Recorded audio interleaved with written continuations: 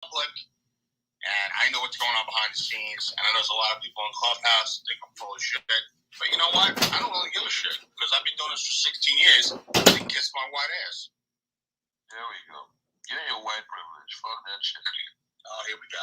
Wow, because you came out after me. What do you always joke around? Yeah. You came out after me. There you go. I stood in the heat long, and I paid the price for the two of us. So what's going on over here on the digital card front? I'm ashamed. I need an intervention from last night. I need an intervention. I'm just so real. Oh, Anna, there's my sidekick. Hey, Anna. Last night, I'm super proud of you from last night, young lady. Okay, that's what we call keeping it real. Anna is in the building. Anna, what's up? Nothing much. What happened last night? I missed it. Well, I'm going to have Bernadette give you her recounter so to take some of the pressure off of the YCU. Bernadette, were you in the building last night? Yes, absolutely. And what Tiffany, a.k.a. the YCEO, did was, all she did was shine like the diamond that she is and drop the gems and facts about how she sees this platform and this family. And she just kept it real. So she has to shine like a diamond. Anna, what had happened was I had given me a drink, and I put me some of that Tennessee whiskey in there from one of my contacts who is amazing. I love her. She reminds me of you. So she be sending me these little samples, these little, packets, because she know I'm not a serious drinker, so she got to put some sugar in there with it. So I had a little extra, and so I just let it all hang out. I was like, oh, Jesus. I said, I wish I was there.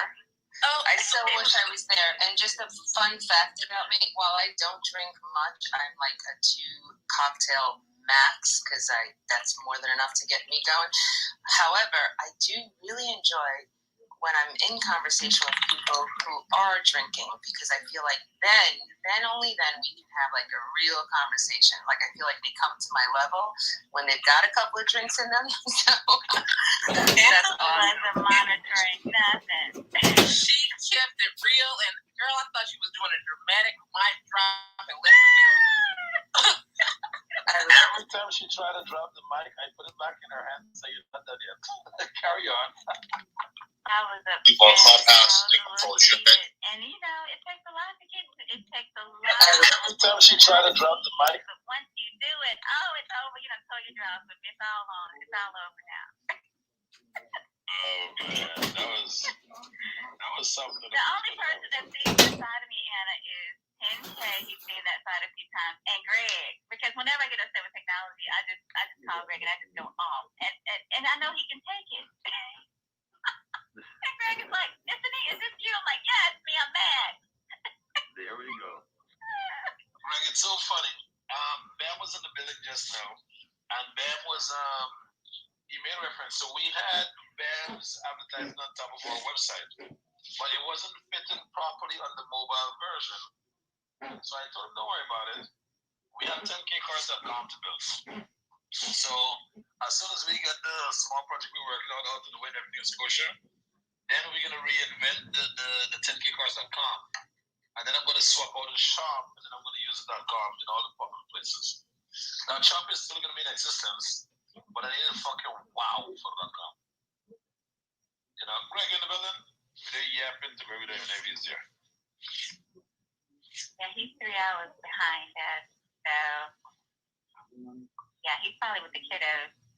Because sometimes he'll come on and he'll set the phone down, because sometimes his connection is really horrible. So that's right.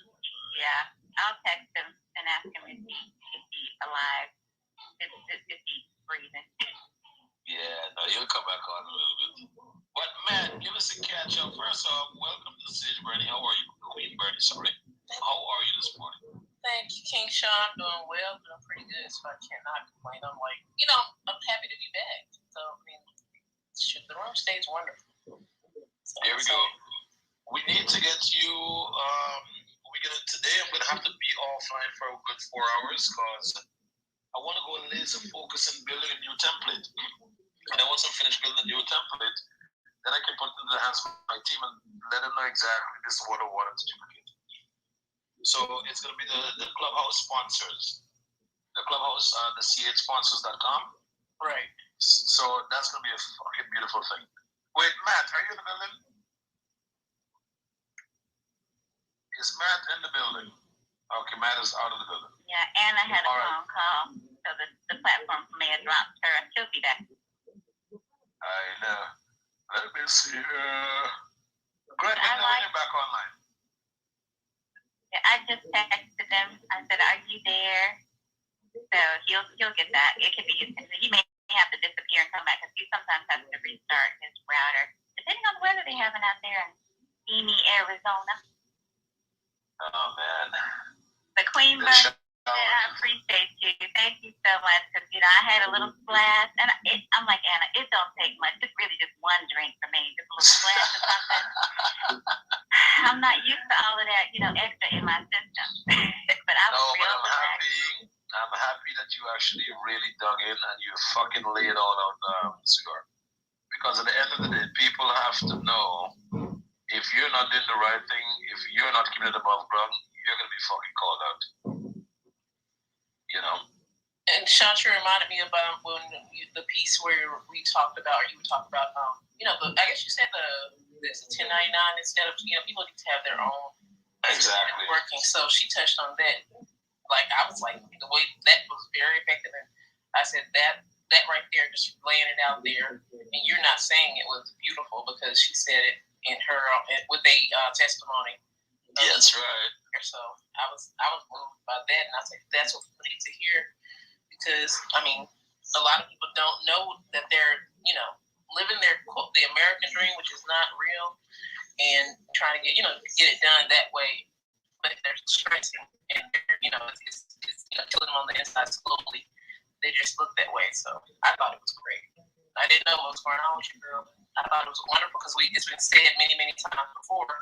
I have that dream for my son who's high functioning Asperger's. So the rat race has never been for this talented young man. So I had to find a different way, and you just laid it out there in a different, unique way where everybody felt it. So don't explain emotion or whatever it was. I tell you, I was like, I got to put it. And yes, people who are drinking are well aware of what they're saying. They're just more relaxed. I was well aware. I love that. No, I'm so happy and grateful for it. You have no idea. You have no idea because at the end of the day, we need to hold people accountable. Goddammit. It's too much to say. Too much to say. We have 630 plus, or however many now, people due to whatever it is that we've gone through over the past year and a half, whether it was COVID or heart conditions or whatever the health concern was. The bottom line is they're not here. And we've got to prepare for the next generation because none of us are promised tomorrow. We're just going to have to do better. We have to do better. It's about more than us. It really is. And what I'm not going to do is dance around the issues when it's in front of me. I used to function that way. And the only thing it did for me by being quiet was equal me going into a depression and not being my authentic self and feeling like I'm on a lone island and no one knows it because it's all inside. I don't do that anymore. I'm living out loud and I'm living my truth without being quiet because what I realized is silence is also a co-signer. When you're quiet, you're co-signing something. I love that. Oh, he just got co-signing.com. That's okay though. Let's get this for co-sign. Oh man, no, but it's very important because too often, you see bad shit happen to other people and you're like, fuck, where was I when that happened? Well, if you were present, that would not happen.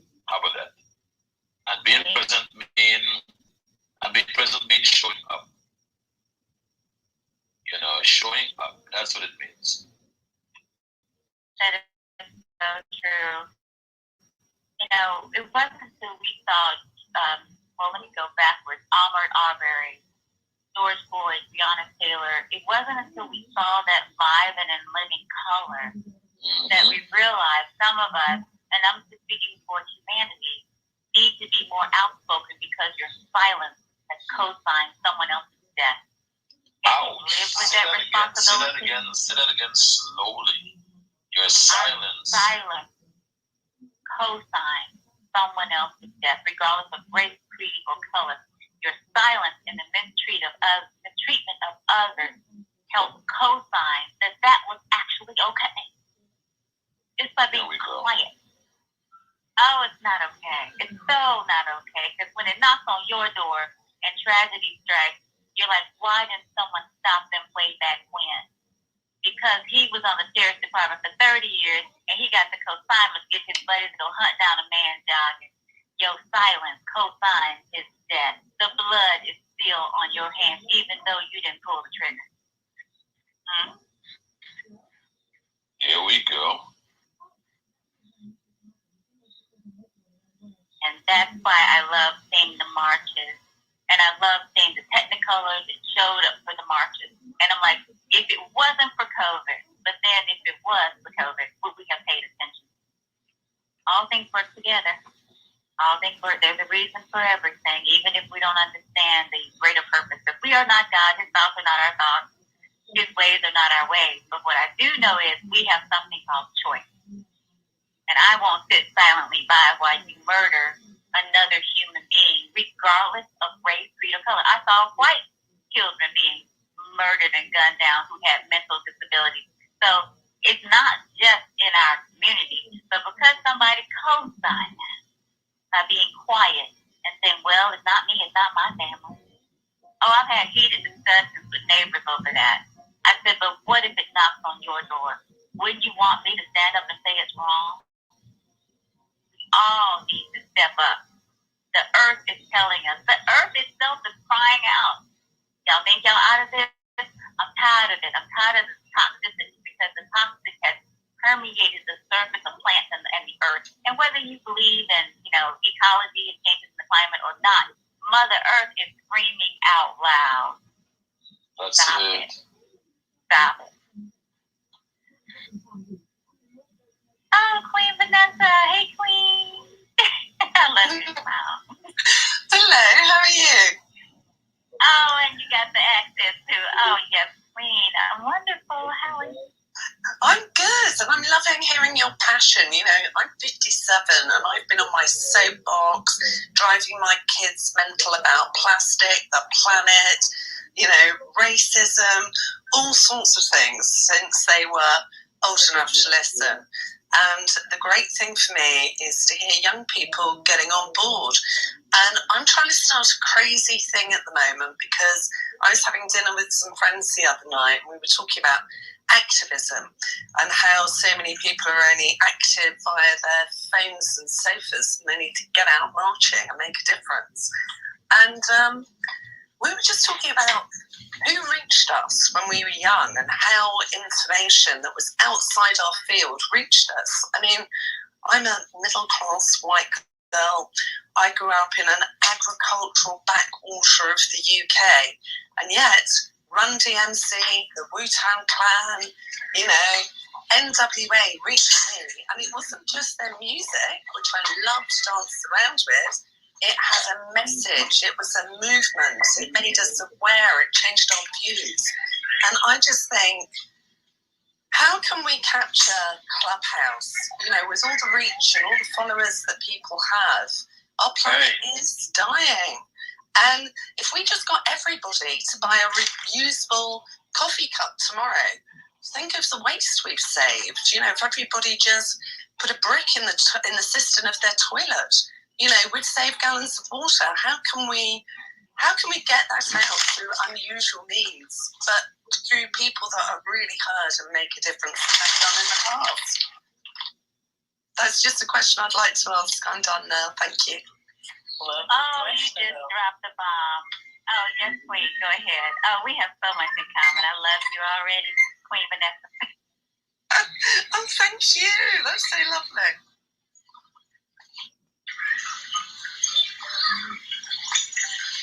Oh, Tom, you're in the vortex that you're speaking.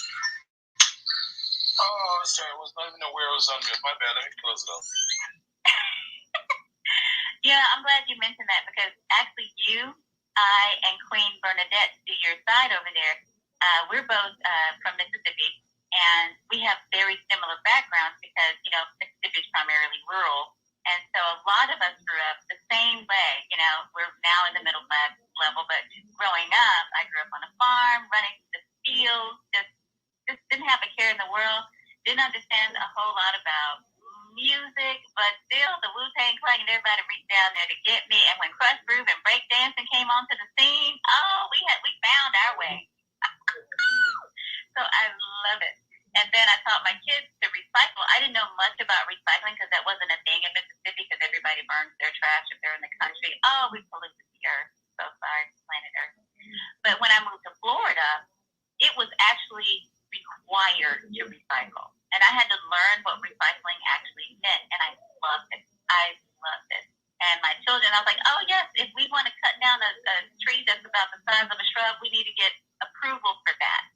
And I really like the way they protected the environment. So I could definitely relate to what you were saying. It is so true.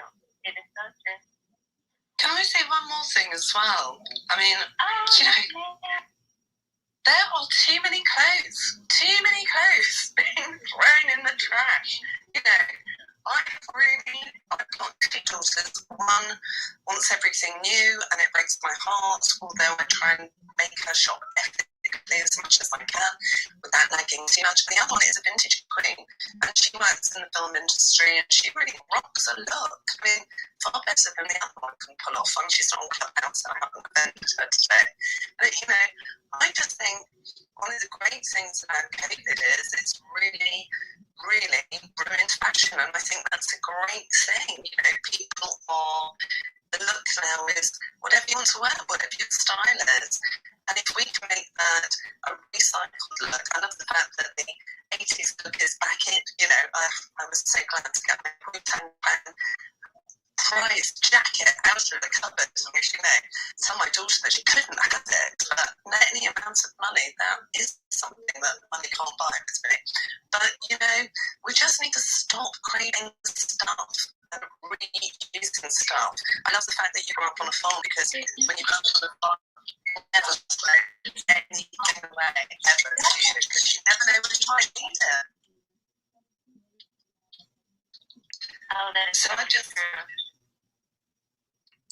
I just like to spread more of that sort of consciousness, really. There's enough stuff out there. What can we reuse? And if we are going to throw something out, can we give it to charity or somebody who needs it? You know, can we just extend the life of something that we've enjoyed and pass it on to somebody else to enjoy it some more? That's all I've got to say about that for now. Oh, I like everything that you said. I actually lived in the DC area for a little while, and my son was growing up like a weed, and this was his first 2 years of being in school where they had the uniforms. He did it in freaking daycare, and you know, the aha moment. I had an aha moment where I just went to the thrift store and got his uniforms and put them in the cleaners on base and recycled them that way. And when he outgrew them, I put them right back in the thrift store, because we came with the new uniforms and put those back. With the new ones that he outgrew, we ended up putting those in the thrift store because I felt good that somebody else would get that nice new uniform. And a lot more of that should be done, because these school uniforms, I remember in a school that I worked in Mississippi, the middle school, the elementary school, middle school, and the high school parents weren't in agreement that all the kids could all afford or should wear uniforms. That's what I saw in Mississippi one time. So in elementary, they didn't have to wear uniforms. In the middle school, they did. No, the elementary, they wore the uniforms. In the middle school, they did. And I was like, if that's a thing, it's really a thing, the uniforms should be recycled. So, you know, because clothing, like money, you know, they don't go anywhere really unless you like get rid of them or burn them or whatever. So you had a very great point to everything should be repurposed. I like I do social media a little bit, and so I fell in love with the word of repurposing.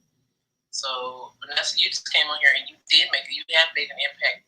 This is day one, or I don't know how much you've spoken it, but you can definitely check it off in your calendar that you've made a social impact and call to action, because you're speaking to the right ones. Where, like I said, I'm inspired because the things I was raised to do and the things I am doing.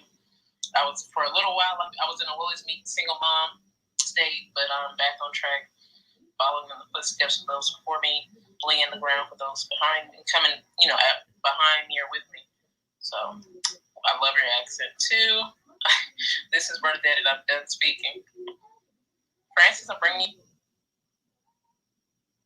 Oh, I love it. You know what, Queen Bernadette, you're also in the 10KCARDS house, but we also do sponsorship for those that want to, start their own rooms. And I feel like you definitely have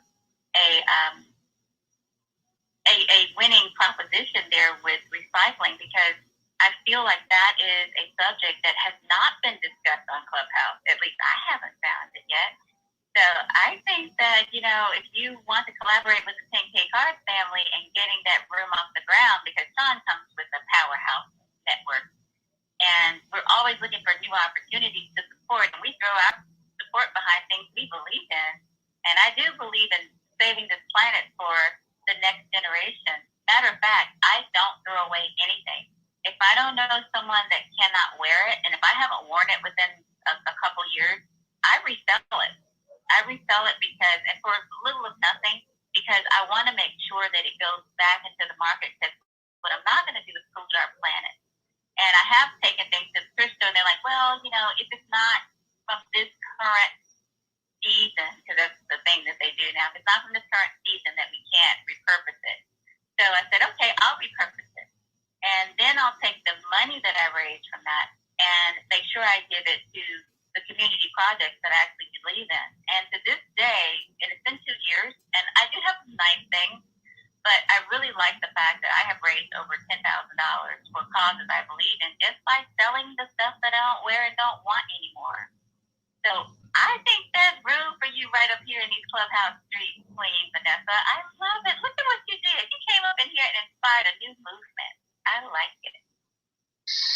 Oh my God, that's amazing. Thank you. And I love it. I'm an eBay queen. And let me tell you, when I have had no money, and there's been times in my life when we say in England, and excuse my language, we haven't got a pot to piss in or a window to throw it out of.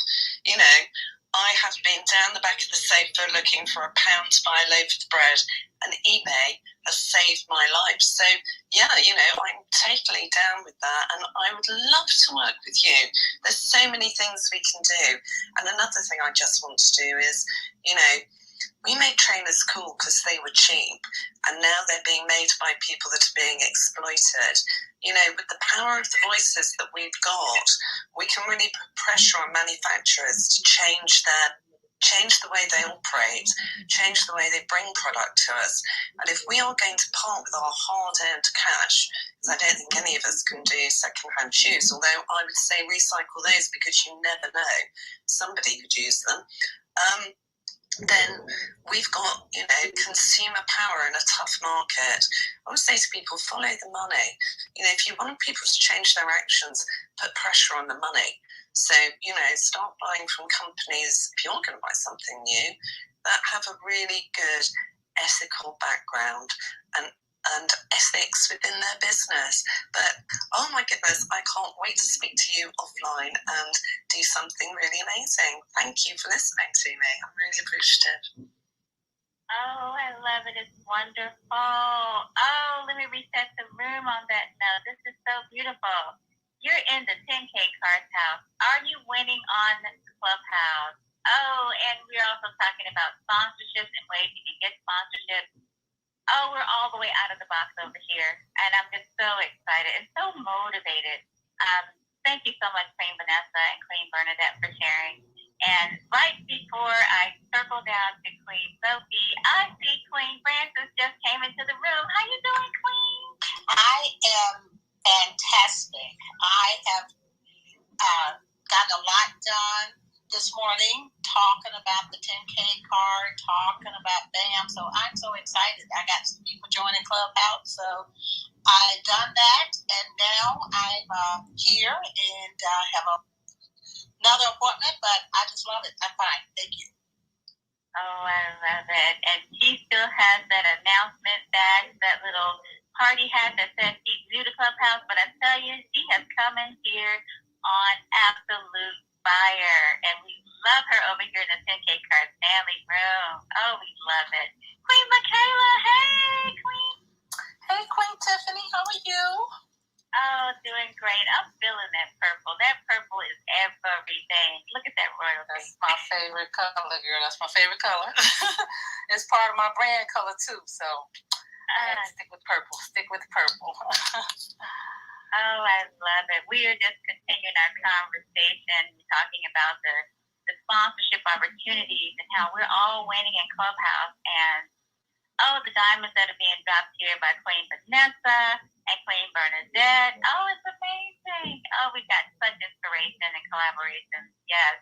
And Queen Sophia, I see you down there. How are you? I'm good. I'm loving the conversation. I love talking about, all things sustainable. And Vanessa will tell you, Vanessa and I know each other quite well, that we talk a lot about, being part of the solution instead of part of the problem. So we have something that we call the gathering. I don't know if Vanessa told you. I was having to listen to 3 conversations. Come on. Tell us all about it.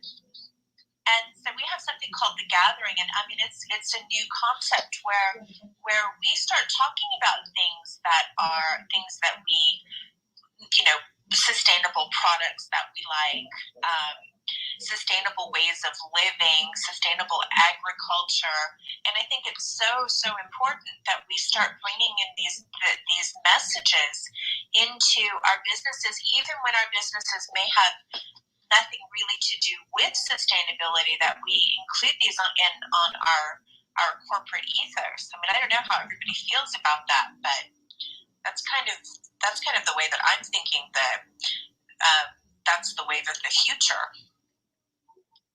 Oh, I agree. I couldn't agree more. Since COVID started, and I've been doing this, a year prior, just really because I like to stay connected to how I was raised, and I got tired of tasting food that had no taste. So I started planting my own food, and I intentionally moved because I was in a location that I would have to do container gardening. There was no land. So I sold that property and moved, and I intentionally moved to a location where I could have a garden. Even if it's small, I wanted to make sure I could grow my own vegetables. And of course I love flowers too, but I wanted my own edible products because I wanted to remind myself what food actually tasted like. Even organic food can taste the way that it did when I was growing up. When I was growing up, you could walk into the field, get a water hose, rinse off any vegetable that you pluck, put it in your mouth and eat it, and it tastes phenomenal without anything added to it. It has been years since I experienced that. So I appreciate you.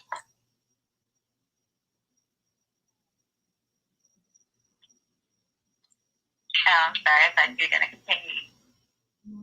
Yes, I just wanted to say, that's where I'm at. I have always been very careful to take good care of myself, to give, to help, to take care of the environment, the land. And I'm at a place right now where I live in Chicago, in the city, and I am in the process. Part of my goal by next year, I'm giving myself by June of next year, I will have purchased property in either the Birmingham area or the Atlanta area so that I can grow my food. Because in the city, it's very hard to do. And you're right, even with all the organic food, it's not the same. And I try my best to eat healthy, primarily from a lot of good places that sell organic food, but it's nothing like growing your own. The taste is so different, and I would love to chat with you in the back channel. I think I'm saying it right.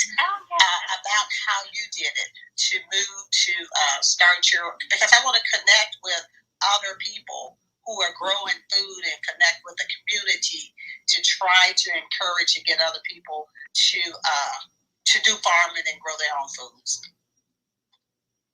Wow. Look at that, Queen Sophie. Look at what you and Queen Vanessa came up in here and did.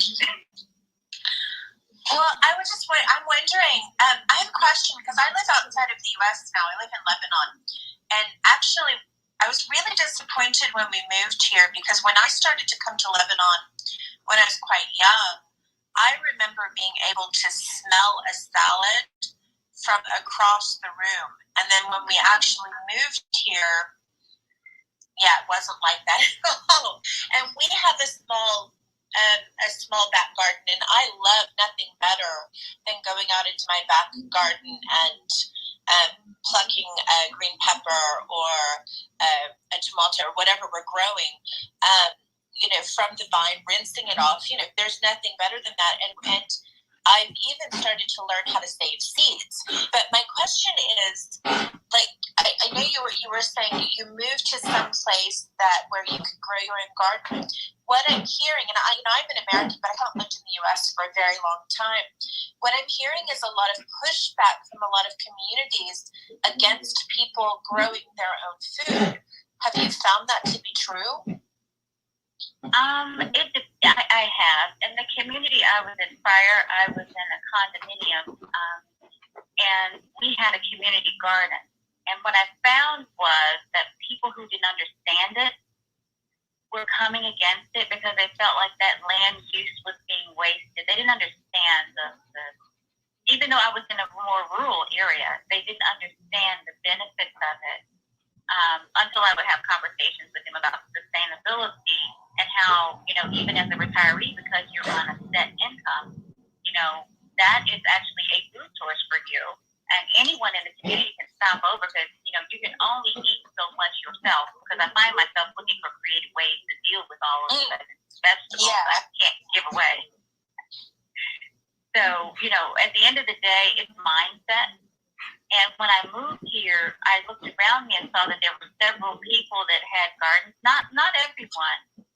But I made it a point to have a conversation with my neighbors because, number one, I wanted to make sure that they understood that while I may like plants and gardening, what I don't like is chaos and messiness. You will never see my garden fall in complete disarray because my neighbor expressed to me that the person that lived here before said they had a garden, but it fell in disarray. It looked horrible, and it was an eyesore. So usually that's another thing that has to be overcome. Because I'm extremely neat. I'm actually OCD. If it doesn't look like it stepped out of a magazine, you're not going to see it here. Because I want you to be inspired when you see my garden. I want it to look beautiful. I want you to want to approach it. So, and then I told my neighbors, if you need my help forming your own garden, I can help you with that. But know that I'm OCD. It's going to look like it came out of a magazine because we live so close to one another. And I want our gardens to look comparable so it doesn't look out of place. So people are always concerned about land value and equity. And Queen Anna just stepped into the room, and she knows all about that because she's a real estate mogul. And so you want to make sure that you're impacting the resale value at a higher level. So really, it's not just mindset. Sometimes it's about people being worried about their equity in this community that we have here. So ask me anything. Mm-hmm. And if I could add to that to answer your question, the question you raised, Sophia, in a lot of the urban cities, because you have a lot of associations, there's a lot of pushback about growing food. It's okay to do a little in a container, but a lot of associations do not allow you to grow food from the ground. And another thing is with the community gardening, they were very popular, but with COVID, it has imposed some problems with community gardening. So I have seen, I don't know where it's going to go from here, but it's a little bit different in urban cities, which is one of the reasons why I'm looking to kind of move away from urban cities. Oh, I got you, because I've been hearing from a friend of mine who lives in Chicago, who's talking a lot about the food deserts that exist in some of the communities. And they're talking about solutions. And I find what she's doing, what they're suggesting, to be extraordinarily interesting, because it's very important that good, healthy, beyond organic, almost like wild crafted food be almost like a re-education of how to eat. And Vanessa and I actually teach consciousness, so we actually teach a kind of consciousness that takes you. It's very sciencey and very woo woo at the same time, but essentially helps make your body of the earth, which means that the mind isn't controlling the body, so McDonald's doesn't sound so good. You know what I mean? So it's almost like a re-education of how to be in this world. But I just noticed that especially in a lot of the urban areas, I'm really interested in getting the message out that, we can re-educate people on how to eat so that they crave those healthy, beyond organic foods. And that helps put pressure on people to grow those foods and supply those foods to everybody. Thank you for letting me share. That's a good point, Sophia. I'm in Chicago as well, and I work with the Three Little Birds Garden, and I call it a farm because they have, I don't know how many square acres they have over there, but it's probably about 10 blocks on the south side of Chicago, and they cater to these food desert areas.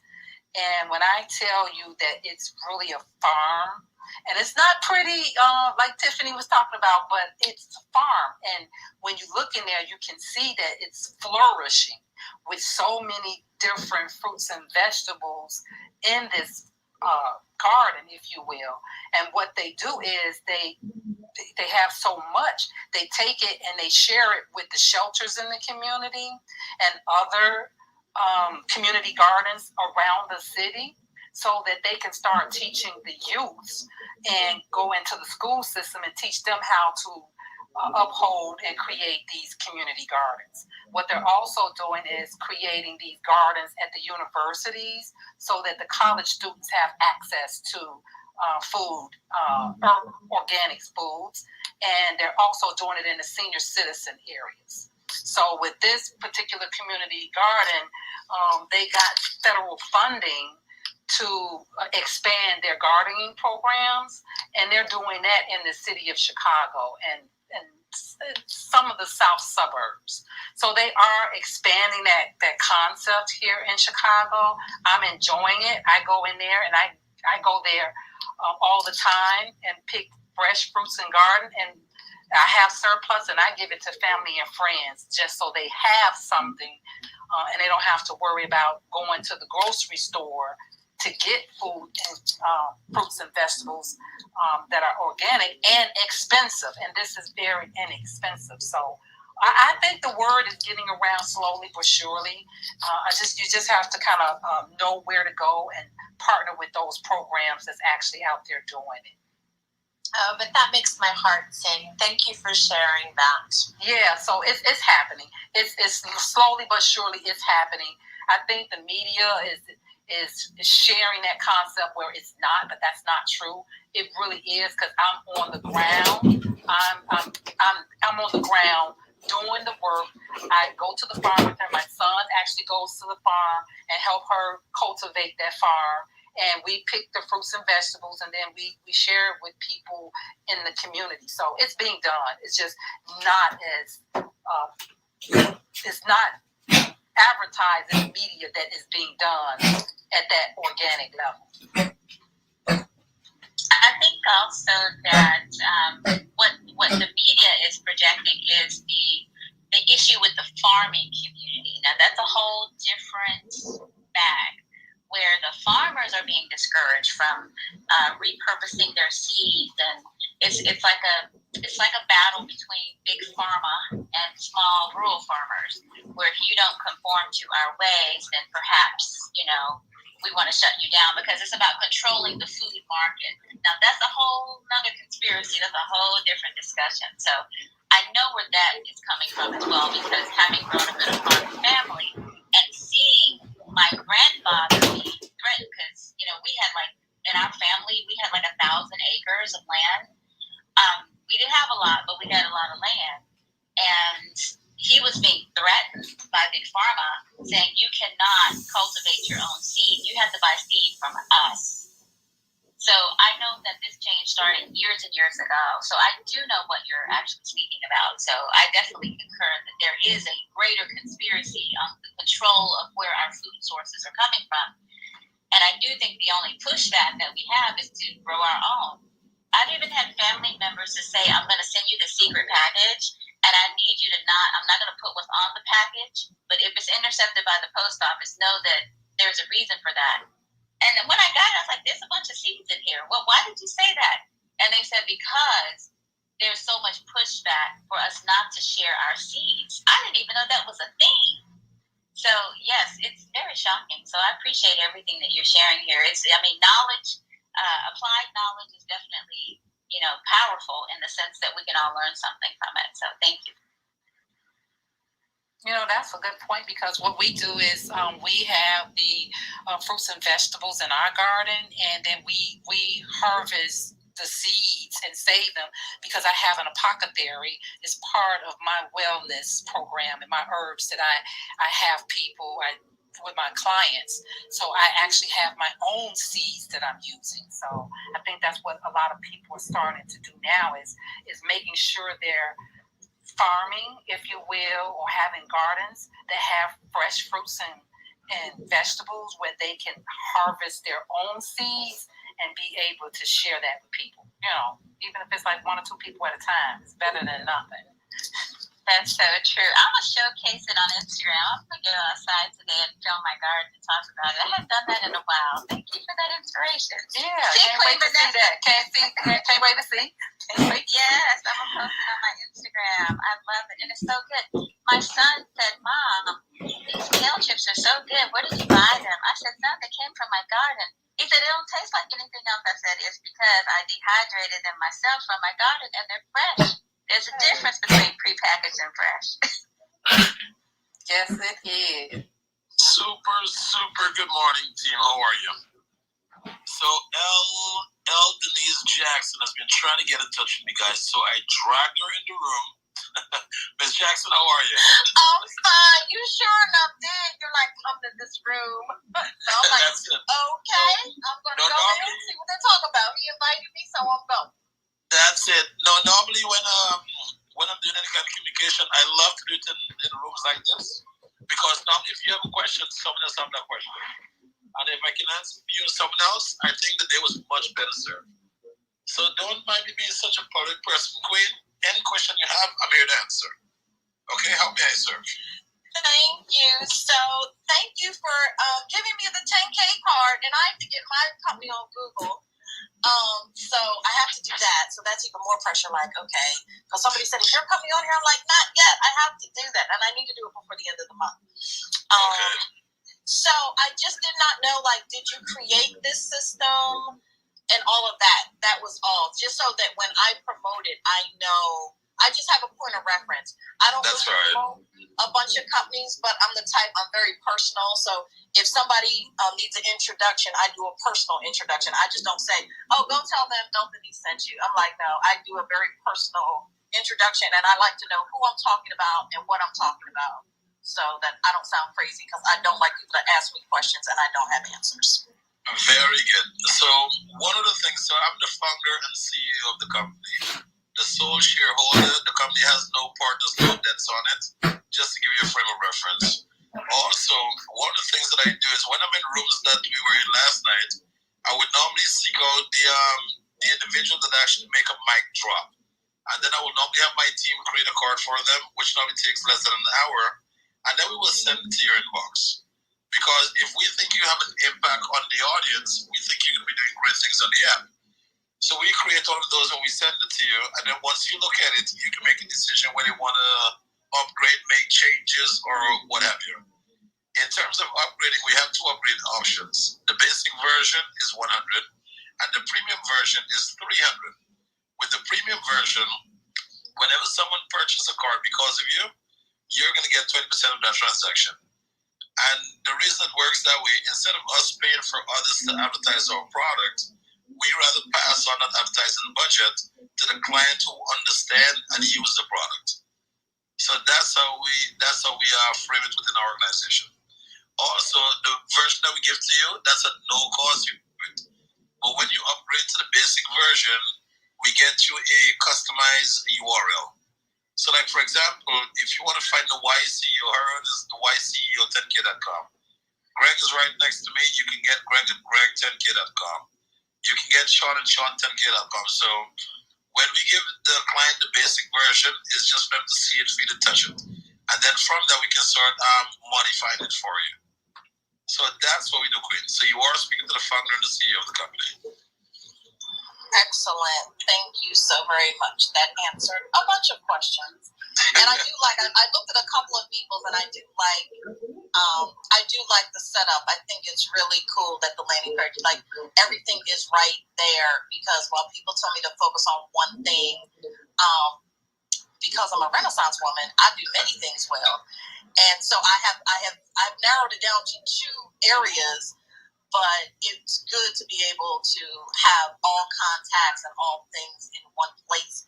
And then you can just direct them to that place and they can see everything without your brand being muddy at the same time. So exactly. And I'll take it a step further for you, Quinn. We produce a product that's called Digital Wallet. The Digital Wallet. What the Digital Wallet does is we create one of those cards for each of your business, and then we put them all into one place. So when you're in front of an audience and the audience is going to fit your real estate business, you can show them the real estate card. If the audience fits your public speaking business, you can give them a public speaking card. If the audience fits your coaching packages, you can give them the coaching package card. So whoever the audience is in front of you, you have one of those business representing you correctly as a professional in that space, as opposed to just dumping everything all in one place. So the digital wallet is for clients who have two or more businesses and they want to keep themselves nice and organized. Gotcha. And so one more quick question, and then I'll let you guys get back to topic. Would they have, would the different digital pieces have different URLs, like my real estate versus my public speaking? That is correct. So what we'll do, we'll separate. If you look into my bio, in fact, let me text it to you right now. I'm gonna send you a link right now to Al's wallet. Let me see. Al's, I'm about to inbox you right now, or let me send you. This is what happens when you have a lot of phones on you and you're in different environment, enjoying yourself and promoting. Okay, let me text you. Let me DM you right now. All right. I want you to take a look at Al's wallet. I'm sending it over to you right now. It's written in my bio anyway, guys. One of the things that I'm doing to the rest of the guys on the stage, the guys and girls, is anytime I'm speaking on anything from now on, if you look in my bio, you're going to see the reference in the bio. So anything I'm speaking on from now on, you'll be able to find what I'm speaking on in my Clubhouse bio or my Instagram bio. So, Denise, look at your message and click on Al's wallet for me.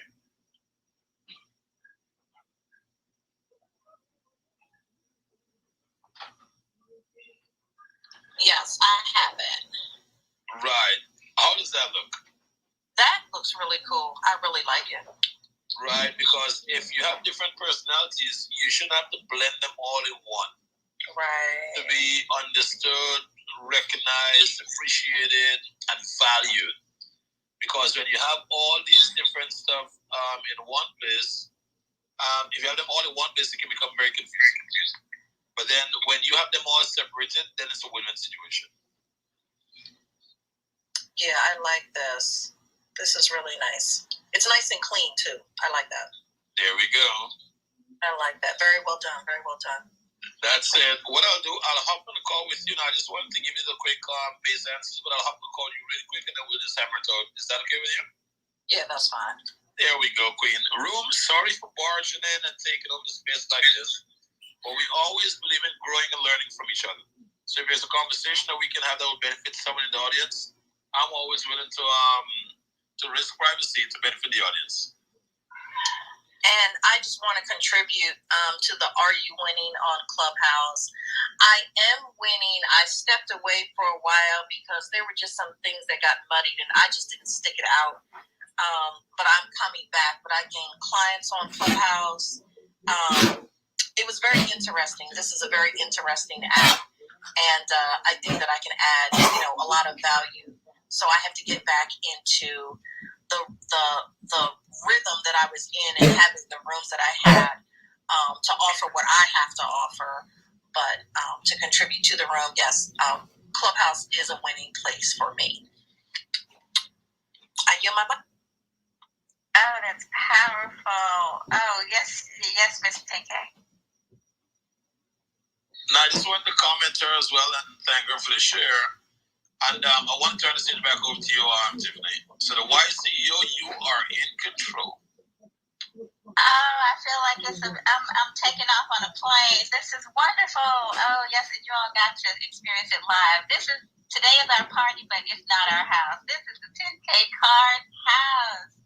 Yes, Queen Francis, were you about to jump in and take? No. But, okay, all right. But I'm always excited to talk about, because I'm with you, Elle. I was out of the game pretty much for about a year, and I'm back. I'm having so much fun, and the coolest part is that all my prayers have been answered. I prayed that God would direct me to a community network of like-minded people who were entrepreneurial in spirit, who were had their own business, who were doing things. I wanted to take my business to the next level and wanted to get more actively involved in social media and what have you. And I found that on 10K. So I'm just so excited, and I believe so strongly in it. And I think everybody should have a 10K card. Oh, that's powerful. Yeah, I might. I looked at Queen Elle's bio as well, and I see that she was on the speaking circuit in Clubhouse, one of the first featured speaker on the first Clubhouse Summit. That says a lot right there. That means she was in it to win it from the ground up. I'm excited about that, Queen Elle. Thank you so much for your share, and thank you for coming. So yes. Does anyone have anything else they want to interject on this subject before we circle back around? I just feel in my spirit that Queen Michaela might have something to say. Because I keep looking at the purple. I can't help it. It's like a shiny object. I can't stop looking at it. It's so beautiful. I am sorry I missed the conversation because I was having a conversation with my daughter. Oh, no, you're good. We were just talking about how we just love being part of the 10KCARDS family, how it has given us a voice. Oh, wow. You were so right. Yes. I've been with the 10K community maybe 3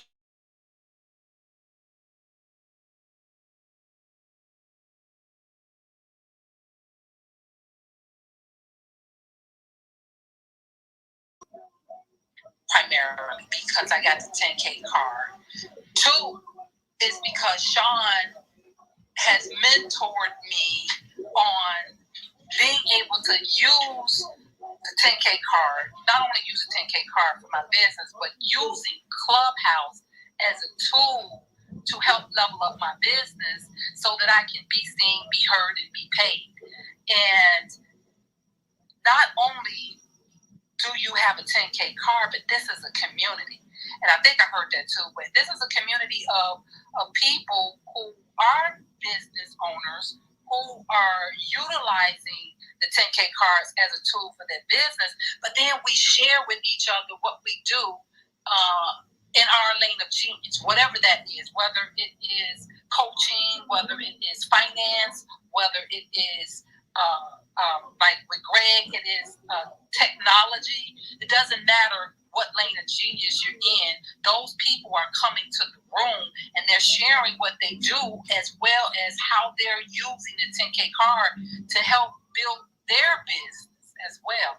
So this is a powerful room. It's a powerful tool.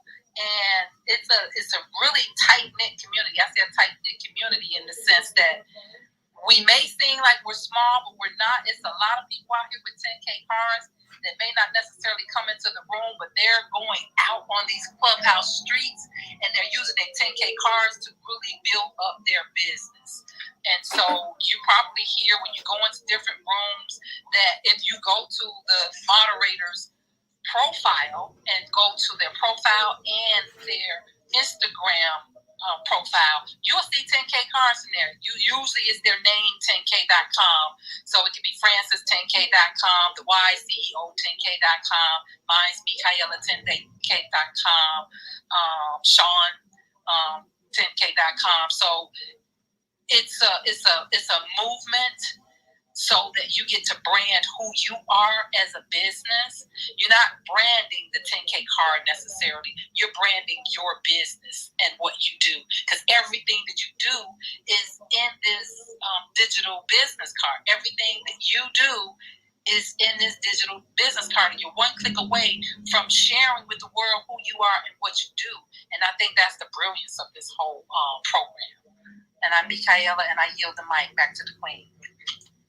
Oh, yes, we are a network. I love it. I love it. We're a network because we've got so many different, we've got every area, I believe, in marketing, business, whether it's banking, even in the spiritual community. We've got connections in every area as far as I have been able to see in the short time I've been here. And I've only been a part of the 10K Cards family for a month, because I signed up for Clubhouse back in March when my son told me about it. Then I was like, oh, it's too hard to figure out. And so I left, and then I circled back again after I heard more about it. And it has changed the trajectory of my perspective, for one, on the use of technology and the importance of it in applied knowledge in business. Because I've always known that technology is going to lead us, but sometimes it's hard to connect all the dots. And what the 10K card did for me is it helped me chart a pathway to where I'm headed, and it makes sense. And here's another consistent thing I keep hearing in the 10K cards room in the house is I've got multiple businesses. Everybody wanted me to silence one or two of them and say, why can't you just do this? Serial entrepreneurship is definitely a part of the 10K cards family and house. Because all of us have so many passions that we have sometimes, and I believe it was Grant Cardone that shared this. He said, I forgot how many businesses he has. He has a lot of them. I think he said 5 major ones, but he said they all feed into each other. They all come full circle. And so I began to look at my little layout of my businesses. I said, yeah, they're all connected. Even though they're different and separate businesses, it's okay for me to have that. Because someone said, if you would just focus on one, well, I'm not happy when I just focus on one, because one feeds into the other. But I also know that my time is limited, so I'm going to nurture this as much as I can and then build a team around it and then move on to the next one that's going to feed this one. It's like a funnel. It all feeds each other. So, yes, I'm so excited. And I tell you, when Queen Vanessa and Queen Sophie came into the 10K Cards house today, oh, they lit it on fire with flowers and seeds of joy and growth. I love it. And it motivated me. I said, let me go outside. So I walked outside, which would take me a while to get back on. And I said, let me get out here in nature, because I'm looking at because people ask me, they're like, you're the flower lady. And they say that because my flowers just bloom. I said, but I want you to come in here when it's the planting season. All you're going to see is dirt. And you're going to be like, why is she watering dirt? All I see is dirt. is because I see the future of that dirt. And someone said in a room, no. It was actually on a YouTube stream, a live stream, where the gentleman was saying, sometimes you got to dig through 5 tons of dirt like an excavator to get to the gold. I'm going to let that sit for a minute. Sometimes you have to dig through 5 tons of dirt to get to gold. And he said, now, if all you're looking for is dirt, all you're going to find is dirt. But for those who are excavators, who use the geosensing technology, even knowing they can't see through it, all of it to see what's actually there, their experience tells them if I keep digging long enough, whether I'm in Lebanon, I could be in Lebanon digging, I'm going to find me some gold.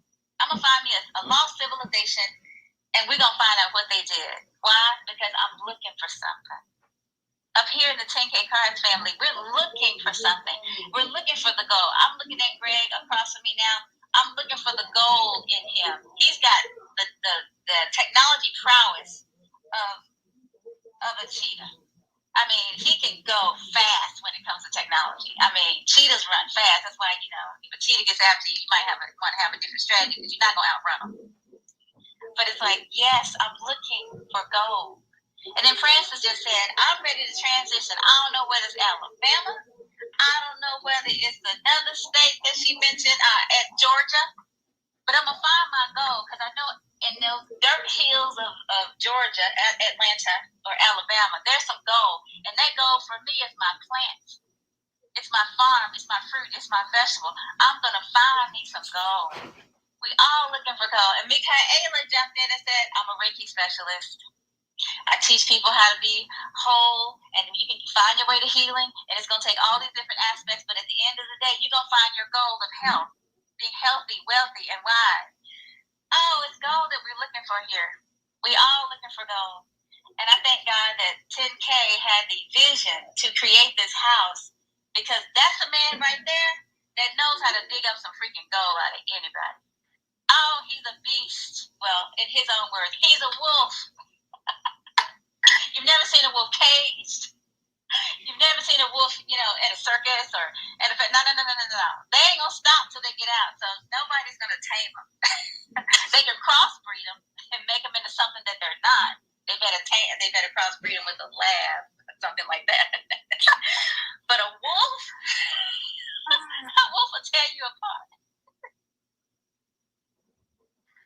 That's funny you mentioned that, because when we get into the room sometimes, and one thing about Sean in this room is that he has a very low tolerance of negativity. So he does not want negative energy in the room. So you come into the room with any kind of negative energy, you can expect the wolf to come out of Sean to diffuse that so that we can bring the vibration of the room back up. Because everybody that comes in here, they're coming in here for a purpose, and they're coming in here to learn about what 10K cards is, how they can use the 10K cards. But also in this room, it's not just always about 10K cards. Sometimes the conversations get really deep, like we just had earlier about the flowers and the gardening. And sometimes they even get deeper than that. And so because we are a community, we show up, and depending on the conversation that's said about a person and how they're using the card, it can be diverted into a conversation that everybody in the room can chime in and benefit from. So to me, it's a powerful room, and that's why I come every day to feed on that energy. Oh, yes, Queen. I love that. I love being able to feed on that energy. And I don't know, Vanessa, do you have a 10K card? And what is it that you do? Right now? No, I don't have a 10K card, but it sounds like I need one. So let me know what I've got to do. Well, basically, Sophia and I have a company called Elegant Alchemy. And as Sophia said previously, we teach cosmic consciousness. Sophia has developed this amazing, we like to call it a spiritual MRI. She's combined 25 years of her learnings of ancient wisdom and develop a process where if you're stuck, if something horrific or traumatic has happened in your life that you can't get over, if you're anxious and depressed, if you're chronically ill, we can give you a spiritual MRI and pinpoint exactly where the problems are in your energy field, and we can remove them and clear them and return you to the joyful, abundant life you deserve. So probably the best person to tell you about that is me, because I met Sophia when I was desperately ill. I used to be a gymnast. I'm a serial entrepreneur, and I've always been running around at 100 miles an hour and loving working 12 hours a day, juggling children and all the other things women have to do. And all of a sudden, one morning, I couldn't get out of bed. I couldn't brush my hair, I couldn't clean my teeth.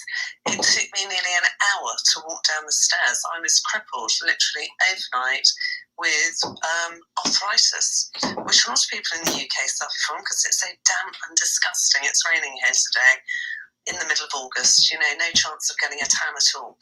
So anyway, through a really strange set of circumstances, a friend had bought a friend of mine a session with Sophia. She rang me up absolutely raving about it, and I was crying down the phone saying, give me her number, I'm willing to try anything. The doctors have told me my dancing days are over and I may well be in a wheelchair 10 years from now, which was, let me tell you, devastating. So I had my first session with Sophia, propped up on cushions, couldn't tell you how comfortable it was for me to just sit for an hour. And at the end of that session, I started to feel better. And the next day, it only took me 10 minutes to swing my legs out of bed, something all take for granted. Getting out of bed, swing your legs out, off you go. Only 10 minutes. And after 5 sessions, I was back to being able to twerk again and dance around, my kitchen to my favourite hip-hop tunes, and I was back to feeling joyful and, ready to embrace life. And then Sophia very kindly, because this is something that we do by invitation only, asked me if I'd like to do the Energy Mastery course, which I did, and it was the most amazing thing I've ever done in my life. And at the end of it, we developed such an amazing relationship and laughed and cried so much together, and she taught me so much that I was really taken aback when she asked me to be her business partner, and the rest is history. We have a wonderful relationship. We meet all sorts of wonderful people, and the best thing is, we bring joy into people's lives every day. We make them better. We improve their lives. And, in the past, I've been, excuse my language, a bit of a serial entrepreneur, but also a bit of a business bitch. And I approach life completely differently now. From a point of view of heart, of love, and realising that really anything is possible. You really do just have to ask, but you have to be very specific. Like I said before, you don't put it into your sat-nav, I just want to land up in London because it's a very big place. We get it down to the postcode and the number of the building we want to be outside of. So, being in alignment with yourself and being able to manifest what you want takes a bit of effort. You've got to put the work in, the detail. You've got to try it on, and you've got to see what it feels like.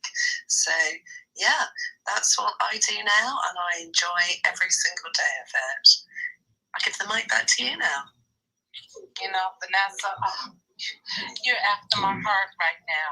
I am a Reiki Master Practitioner, so I understand completely everything you say. And I love how you said that was a spiritual MRI that you're giving people. And it's like, that is amazing. And it seems like Vanessa and Sophia, you two are like tag teaming this industry in the UK. I really love the fact that, you are raising the vibration of the community and the people that you touch, because that's what I do. So I really appreciate that. That's what you do, and that you're bringing light and love to people in the world and healing them.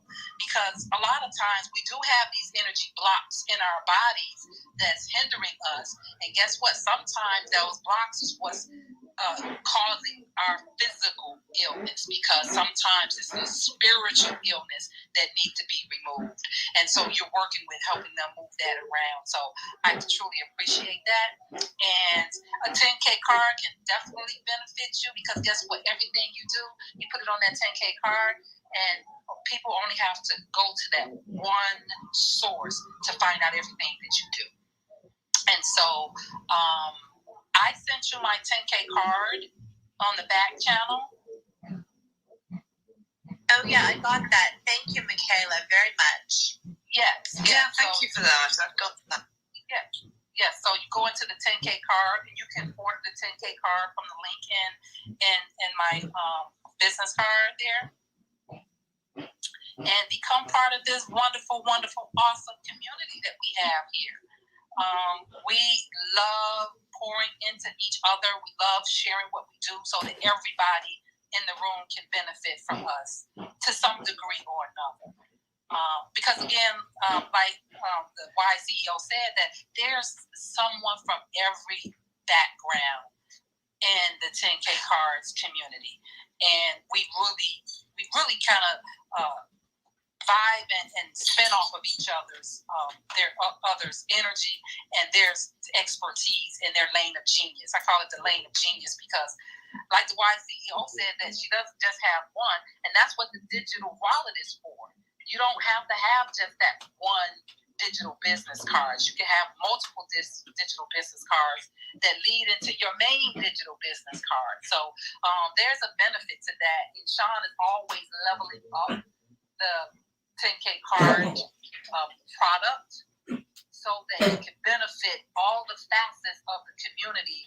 As we discuss what we do and how we're using it, he comes up with more creative ways to support us, like the sponsorships of the room. So that's a benefit in and of itself when you're joining the 10K room.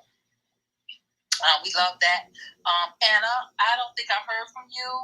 Could you share with the ladies how you use your 10K card, who you are, and how you use your 10K card?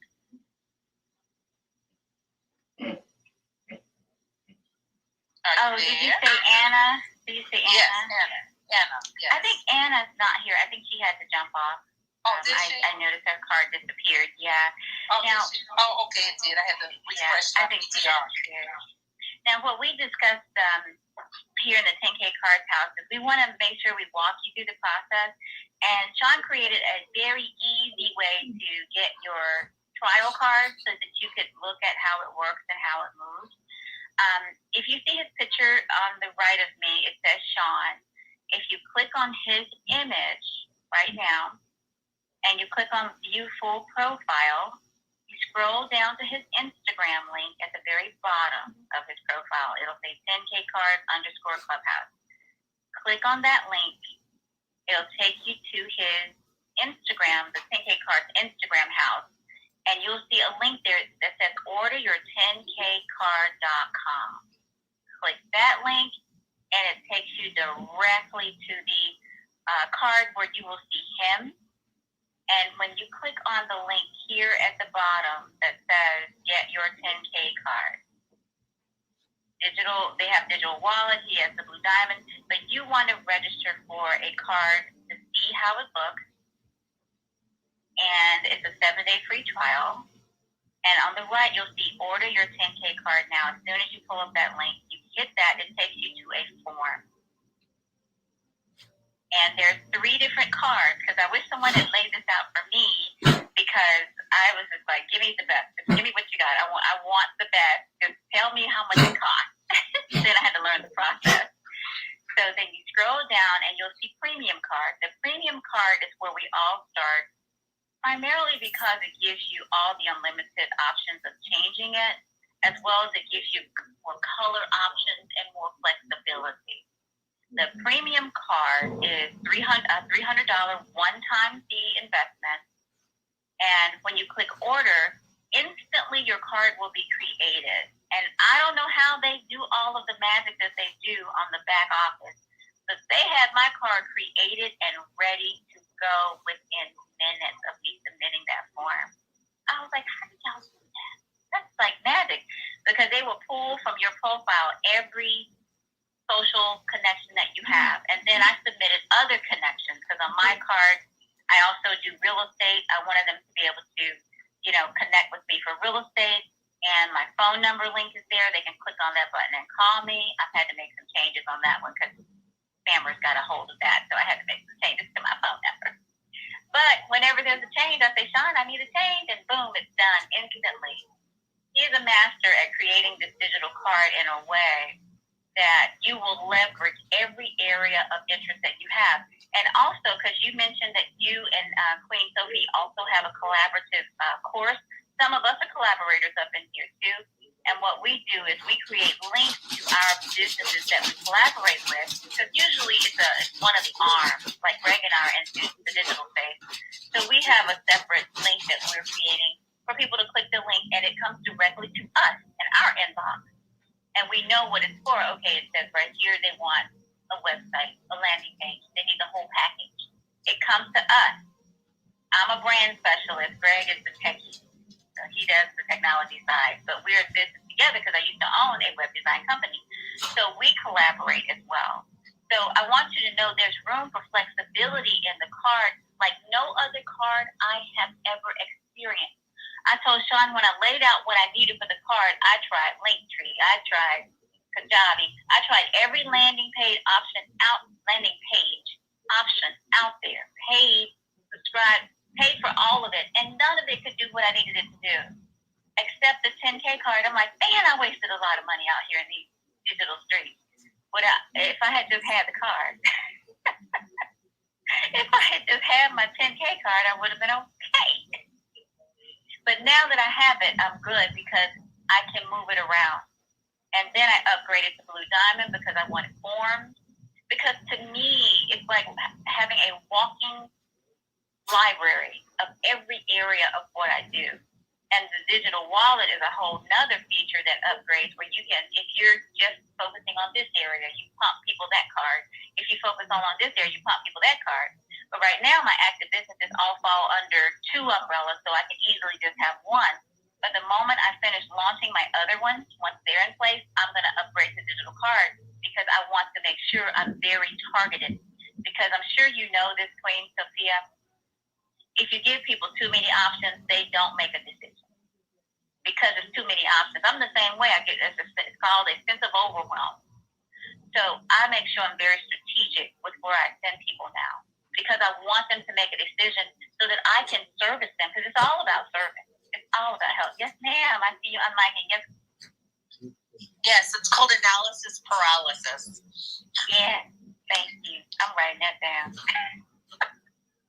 It is analysis paralysis because I have so much I want to give people, but I also have learned, sometimes the hard way, that I need to be very strategic and only giving people two options. Because before, I would give a homeowner, here's a booklet of every option that you have. And the only reason they wouldn't reach back out to me is they had too many options. They had 10 different areas that they could focus on. They're like, well, I want you to pick the one that's best for me because I can't. So I realized from that moment on, I needed to only give them a few options that were highly tailored to what they do. What you do, Queen Sophie, is tailored to people's medical conditions. Like what Queen Michaela was, Michaela, I have to pause there because it's Michaela with her.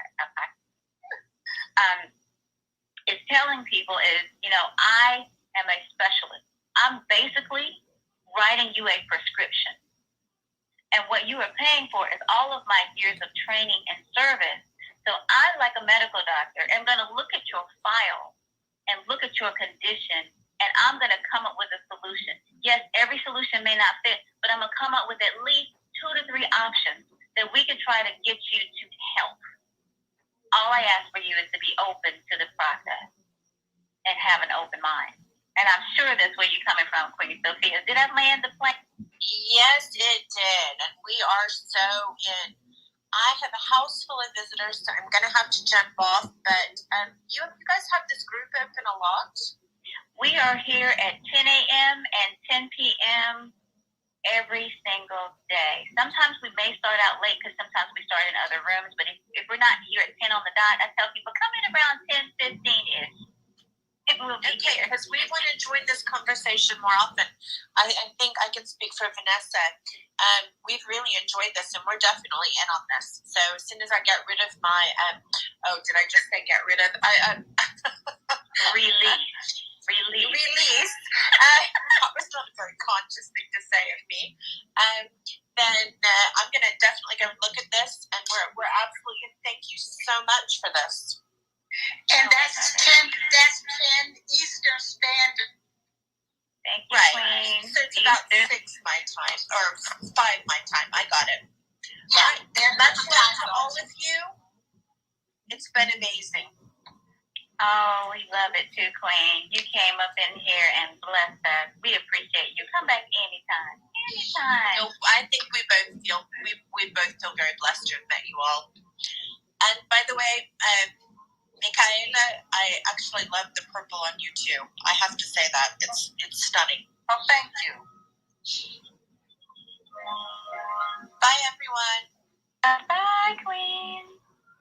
Oh, we're in the 10KCARDS house today, everybody. Thank you for joining us. I see Queen Hannah. Queen Hannah, if you raise your hand, we'll bring you up to the stage. I try not to put people on the spot. Typically, if we're following you, I will just ping you. I won't even ask. And you can still choose to come or not. But, oh, I just love it. Oh, what a great discussion. Oh, Queen Michaela and Queen Frances and Queen Bernadette and Queen Elle are in the house. And King Greg and, of course, the Chief Executive Officer himself. Oh, Mr. John 10K Lashley is in the house as well, even though we know he is multitasking and he may or may not be in the room. But it's our party today, Queen. It's not our house, but it's our party, so we're going to have a good time. Oh, it's coming up on that hour, 1 o'clock. Does anybody have any gems they want to drop? Because this one has to go to what I consider the farmer's market, because now that y'all got plants on my mind, I got to go buy some more plants. Well, I would just say, because I have to pop off too, because I need to go visit my brother at the hospital. Oh, wait, Queen. We need to be in prayer for your brother. What's going on? Oh, yes, please.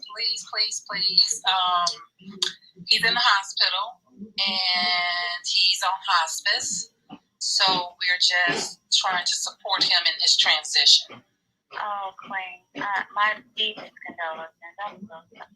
Yeah, so that's why I've been in and out the last couple of days, rushing in and out of the room to peek in to see what's going on and then hopping off. So, so, all the energy and prayers are needed for his peaceful transition. Amen. We've had to transition so many over the past year. And our prayers, and Queen Kimmy, who comes in here often too, she's here in Cincinnati, is going through something similar. I appreciate you sharing that. Yeah. We will definitely. Yeah. Kimmy's been holding me up. She's been holding me up as well. So I appreciate it. I truly appreciate it. Oh, yeah. But I just love the room. I love the conversation that we had. It was a welcome, refreshing shift for me today. Just to come into the room and see what was going on. And when she talked about those plants and flowers, and I love flowers and herbs and the wellness and using all of that to help heal others and myself, because I was telling Sean this morning that the go-to for seasonal threats. Oh, okay. Thank you. The go-to for seasonal threats is lemon and ginger. If you don't do anything else, you want to have lemon and ginger. Fresh lemon and fresh ginger root. And cut it up, boil it, and make a tea out of it. And drink that several times a day. You can't go wrong with that. That helps clear up your lungs. That helps get rid of the phlegm in your system so that you can breathe easy. And so I love when she was talking about the sustainability and how our farmers and our produces are moving to a whole nother level, and that we have to really harness that goodness that we have access to and utilize it for what it is in the condition that it's in. And you can do it. It's simple. A lemon and ginger, that's something really simple. It's inexpensive, and it's something that everyone can do. Everyone can do. You don't have to have big pharmaceutical to prescribe you anything. It's something that God has given to us and that we can use every day. And so that's the last thing that I have to say about that and this beautiful 10K room. And I yield to my queen. We love you. Yes, Queen Bunny. I hate that I missed the topic of natural remedies because I definitely love doing that. I guess I channeled into whomever my ancestors are, and also I got a chance to go to discover this site with my grandmother, asking her questions and just talking about things. I discovered chard was good for your skin and hair. I asked my grandmother, and she heard that. She's like, "Oh yeah, I have that out of my garden." I said, "Well," okay, this is a person. She had cat. I think she had catnip as well to relax and to make the tea fresh. And so because I know where I became that person who I actually did not make a journal or a recipe book for curing eczema that I had a few years back using coconut oil, which is a incognito, antifungal and whatnot, and golden seal. But I was going to ask Michaela. I was just hearing about lime versus lemons, and I was out yesterday looking for some fresh oregano. I didn't find it. I got some fresh garlic because I have a little scratchy throat myself. And ginger, I thought about it. I should have gotten that. But so would you say?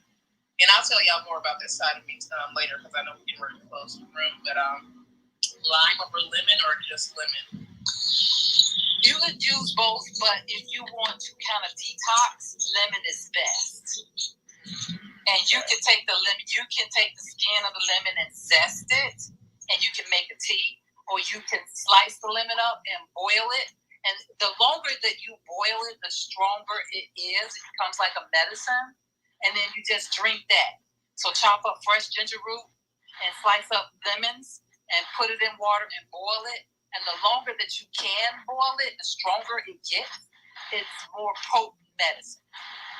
Yeah. And then outside of that, you can just take oregano.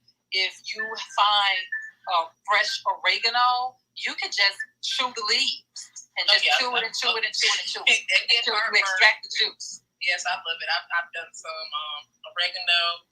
And you all, listen to me and I'm smart aleck, animal brain of Idea Wheel.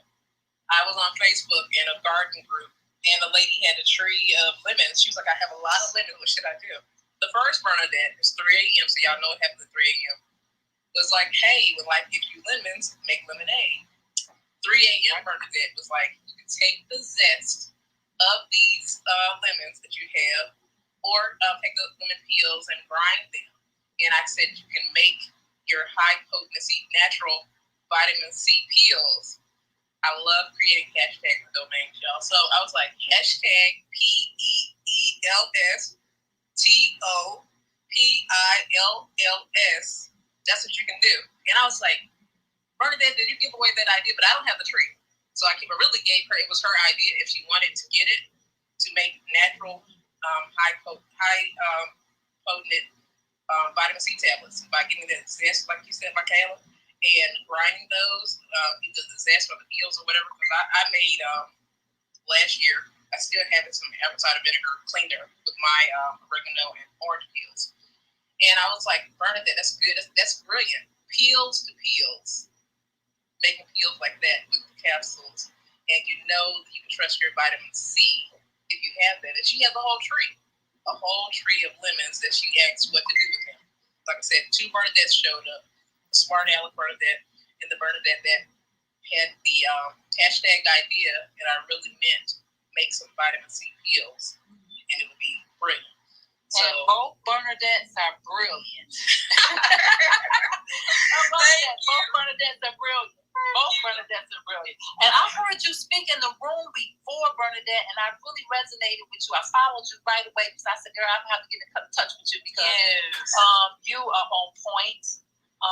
And please, whatever you do, don't write down those recipes that your grandmother is channeling you. Because you have to share that with the world because people need you. We need you.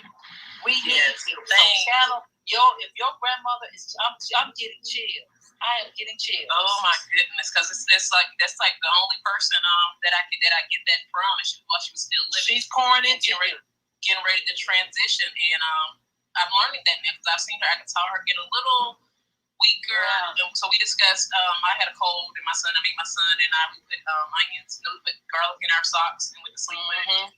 And I nursed him, so that first year, he's good, because you nurse your child the first year.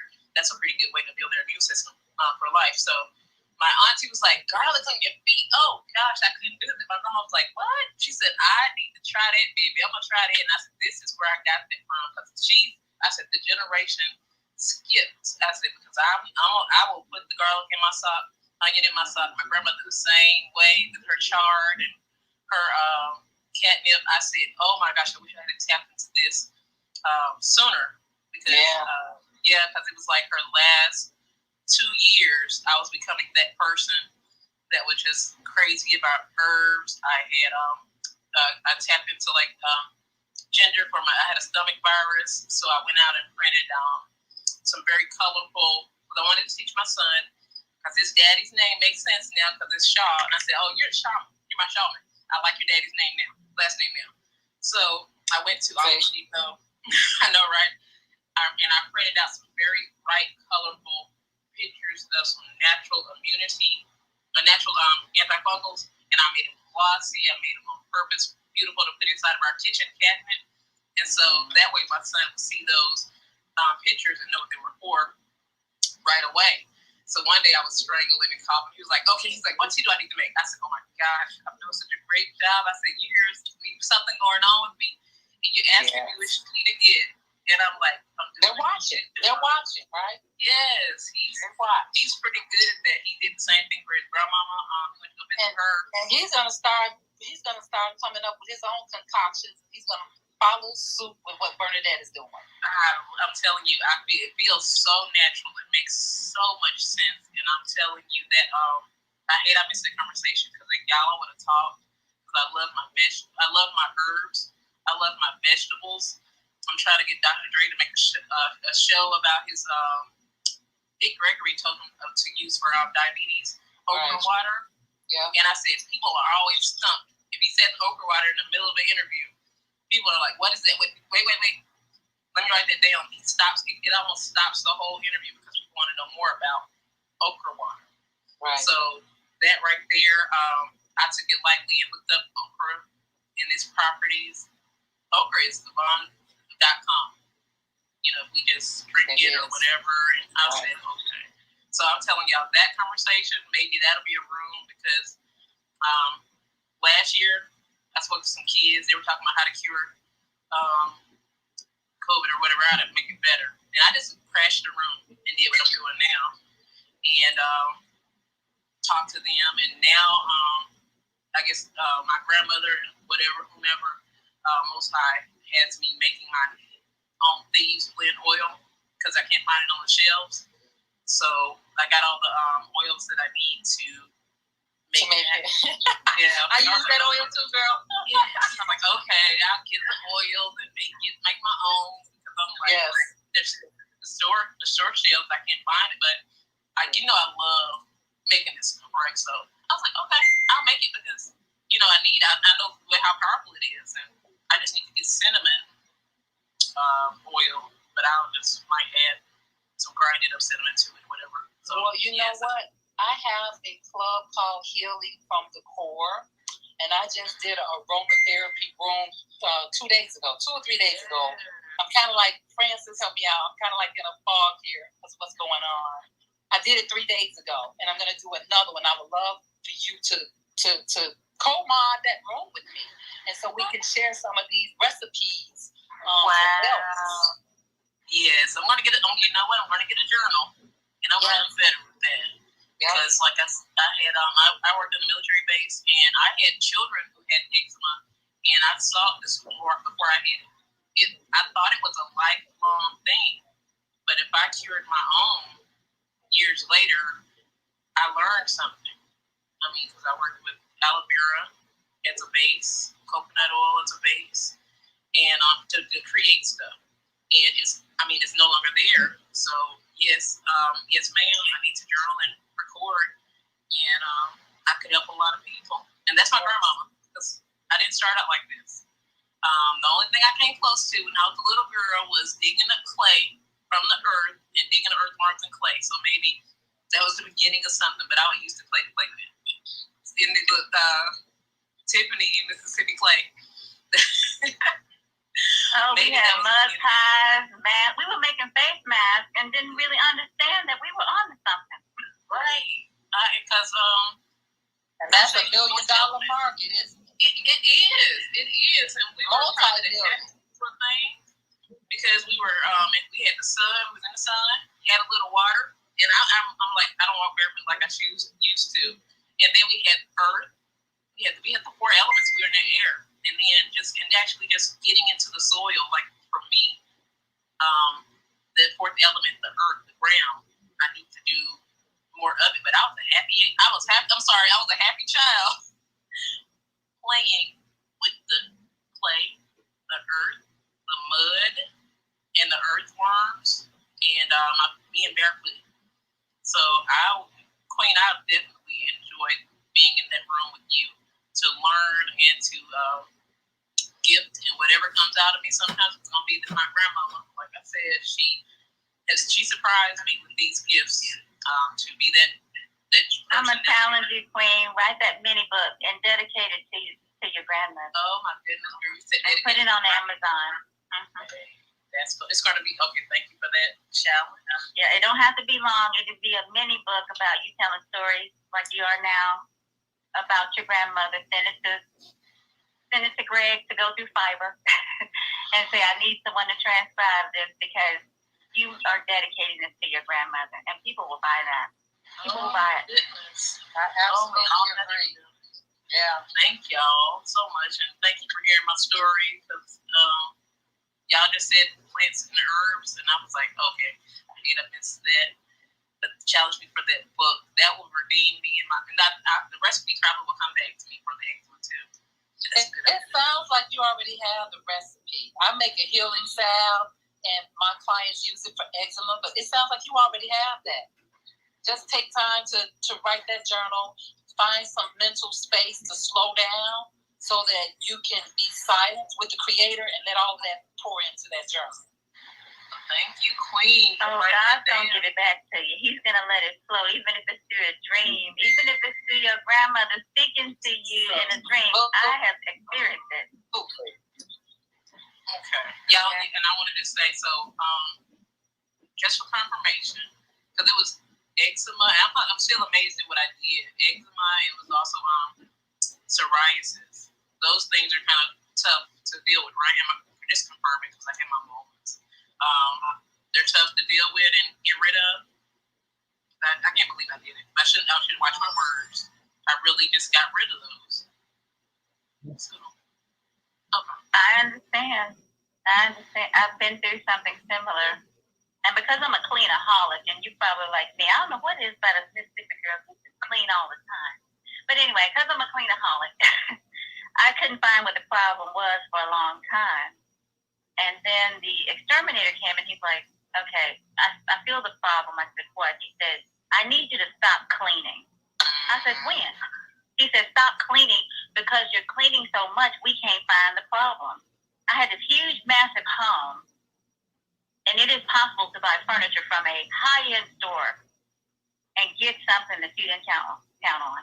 And that's what happened. I was devastated. And what I did not know, Queen Bernadette, until I went to an allergist, I am deathly allergic. Deathly. I mean, to the death. And that's why I would walk into a room, just break out in hives for what seemed to be no reason. I would get hives from head to toe. And I'm like, what's happening? From what? And then on my back, hives. because of an allergic reaction I was having to an invasive, what I call an invasive species. I likened it to COVID, but it's of the animal insect realm. And what I did not know is that I was allergic because I'd never come in contact with any kind of bug like that in my entire life. But Cincinnati is the bed bug capital of the country for a long time. I discovered that. Oh my goodness. Yeah. And there was only like one, and then they spread very fast. And because I was super clean, it kept them at bay, but they were still there because no one knew to treat for them. And it got to the point where when I was away from home, I was fine. When I was at home, I was sick as a dog and felt like I was dying. I'm like, what the freak is really going on here? So you never know what you encounter. And really the only way to deal with that level of issue is to get rid of everything, in all honesty. There's no way to really eradicate unless you're trying to tent your house and maybe you'll poison somebody to death while you're doing it. It's just not a good look. But I've seen people in my industry that's why I had to get away from residential real estate for a minute, because I've seen mortgage brokers sell their home because, they go into various homes and they weren't trained on how to deal with going into a home that could be infested and you not know it. And then you carry it home and then you got issues. I went to a person's home one time because I was doing an assessment. He's the mortgage broker. She's an agent. And as soon as I hit the door, the Holy Spirit said, stop. They got a bed bug problem. I'm like, wait a minute, this is a new house. I just looked at it on the thing. It's only a year old. And he said, yeah, why are they selling it so quick? What did you feel? I stood in the door in their garage, and he was like, come on in. I said, just a moment. I pretended I was looking at some papers, some documents, because I'm there to do an underwriting kind of assessment, because I was doing a favor for a friend. And the Holy Spirit said, take a hard left where the hardwood is. I'm going to show you something. And then when you come back out, get your spray, change your shoes, because I always have a change of clothes in my car because you just never know. Once I realized what was going on in the Cincinnati streets, I learned, take a garbage bag, take a change of clothes, don't you wet it in your house. And sometimes I would deviate to the laundromat if I had to. That's how deep it is for me, because I'm like, I ain't finna die for y'all. So I looked at him and I said, do you have a bed bug problem? He looked at me like I had just read his mail, and he said, how in the world did you know we had a problem like that? But we got treated 3 weeks ago, and we're clear now. I looked at him and I said, are you sure? He said, how in the world? I said, it's a gift. I didn't tell him the details, but I said, it's a gift. I said, I will not walk into your home. I'm looking at it from here, so it's an open plan. I can see everything I need to see from right here on these stairs, on the outside. I said, but I'm going to take a hard left because I have to go down to the basement, but thank God it's a hardwood. So I walked down there. I looked at his exercise equipment, and I said, can you pick up that weight for me, please? He said, why would you want me to do that? I said, well, I'm just humor me for a moment, because the Holy Spirit had already told me where to find the evidence. I said, pick up your weight. He picked up this big old, he was a bodybuilder, so he was a little short little thing, about my height, but he had all these muscles, so I knew that was his gym set. But see, what happened prior to that, his wife flew past me in a heat of thunder when I got there. She knew who I was. She said, hey, real quick, but she flew past me in a heat of thunder, hopped in her Mercedes, and took off. And I'm like, whoa, something just went down up in there, and I sense in my spirit that something is wrong with this house. Because I don't think she's mad at you. I think she's mad at something different. So I go down and say, he picks up the weight, and there's not a female adult deadbeat, all dead bug. He said, how did you know? And out of the corner of my eye, I saw one scurry away as he picked it up. Because they move fast. When people don't understand, they move fast. They're like a silver fish. They move fast. And I said, you can put it back down now. I looked around the basement and I saw a cot in the corner where he had obviously been sleeping. So I knew there was marital problems. I said, can you come upstairs with me for a moment? I walked upstairs, eased back out the door, because I ain't going all the way up in your house because I know there's a problem, and I can smell it. I learned that I have a really sensitive nose. I could smell whatever they excrete, and I did a lot of research because because I needed to understand some things. Because what people don't understand is that species will excrete something to cause confusion, and it impacts your psychology, the psyche, the way your brain works. It doesn't do it to everyone, but it's a mechanism so they can come and bite you and get what they're really looking for, which is your blood. Mosquitoes do it too, but not at that level. Mosquitoes are kind of harmless in a nutshell, but bed bugs, they're trying to bite the life out of you. So I said, can you come with me to the garage? I said, I'm going to send you a link, and I want you to order this product for your house because, number one, they're not gone. Number two, you really can't truly get rid of them. And three, did you put this in the disclosures? Because you're going to be sued when somebody buys this house. He said, man, we just closed the other day. I said, no. He said, we're about to close. We just accepted an offer the other day. I said, So I ignored that completely because I'm like, yeah, you think you did, but I already know what I'm fixing to do when I leave about here because what you ain't finna do is sell this house to another family. But anyway, that's a whole nother story. So I said, I said, have you bought another home? He said, yes. I said, leave everything here. Do not take anything with you. Now, your clothes, you can launder, you can wash. They're not too concerned, but they will be carried on that. That is up to you. But my advice is take nothing with you. But you need to pre-treat your new home and your cars because you got 2 brand new Mercedes out here, and I'm pretty sure you traded your cars in because you got a bug problem.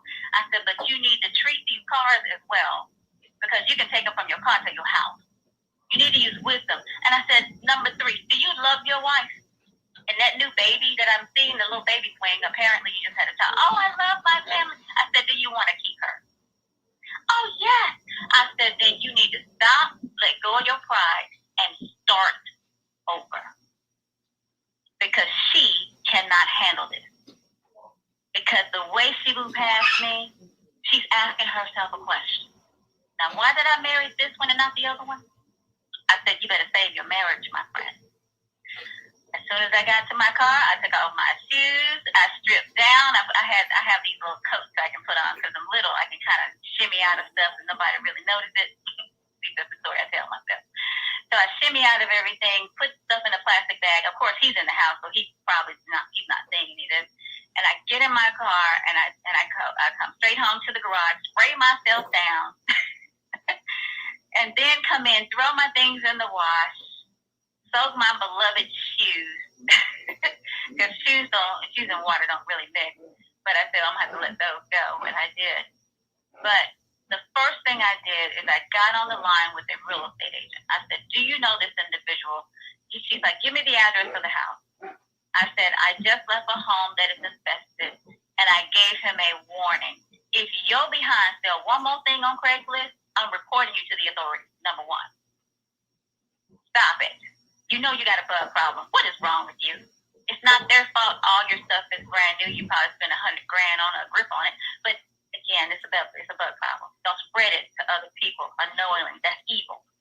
Number 3, since you decided to do that, now I got to stop the person from buying this house, and I'm going to do it in an anonymous way to make sure that they know there's a bug problem so they can fix it if it's possible. I sent her the information. She looked at the link. She said, I'm not listed as an agent. They're not with my firm, but there was a sister firm.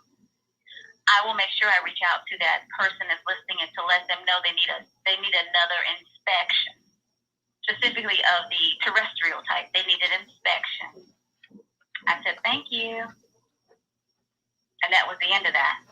And I went on the internet and I searched to make sure nothing else that he had. And I said, take this listing down, take that listing down, or I'm calling the owners of these companies to let them know that you're selling stuff that's infested and that is against their rules.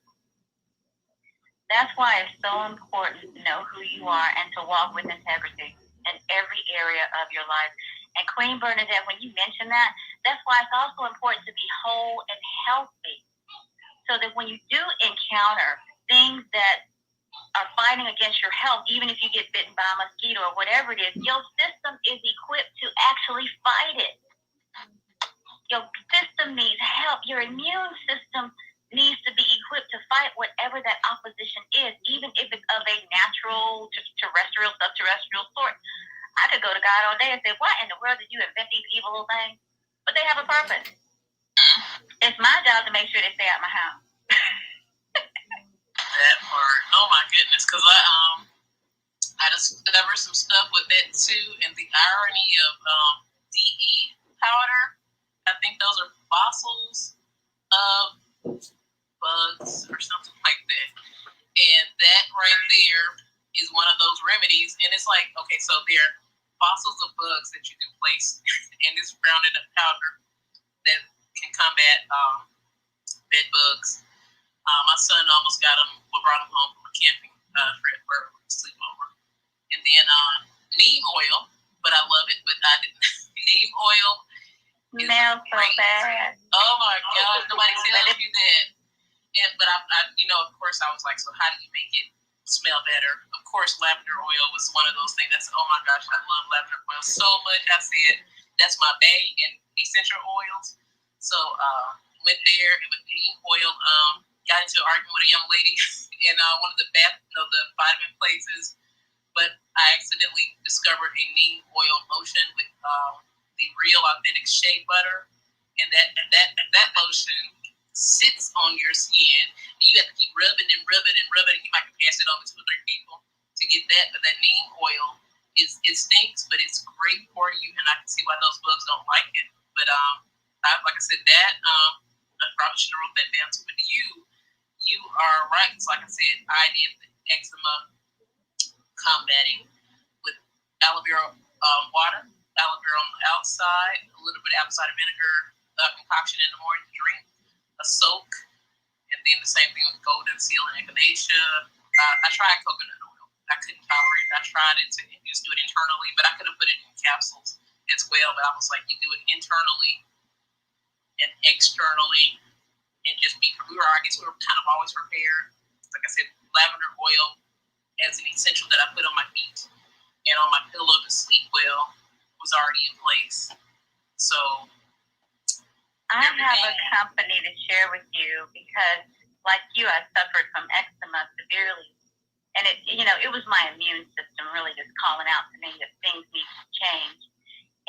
But the only thing that soothed my skin, because I tried chamomile, I treated myself like I had chicken pox or something, but I don't know if it's in the South. I'm pretty sure they're national, but I know they're online because I ordered from them when we were at the beginning of COVID. But it's by Lush. It's a company called Lush, Lush, and they make something called Dream Cream. They've got 2. I only like the original with the oat milk in it, but it's called Dream Cream. It has been my favorite. It's the only lotion that I will buy from a retailer because I was making my own as well, but sometimes I wouldn't have the time. But it's called Dream Cream, and people buy it for their babies when they have eczema, and they slather it from head to toe. And they have internet testimonials all over the place about Dream Cream. It has been the best thing because I was suffering. I felt like I was being tortured by my skin, and it wasn't dry because I was using lotions and stuff, but it needed natural medication. It has lavender in it, chamomile in it, oat milk in it. It is amazing. I love it. And I keep it on hand. And I buy it in bulk, always. I buy 2 at a time because I never want to be out. And I get nervous when I'm looking at it now. It's halfway gone. I'm like, oh, I need to stop by Lush again. And it lasts a long time. But it is my go-to for lotion when I buy. And I stopped making my own because it's so good. And it is everything. And I'm like, finally, someone made it. And the testimonials are through the roof for people who had eczema and didn't want to go the chemical route.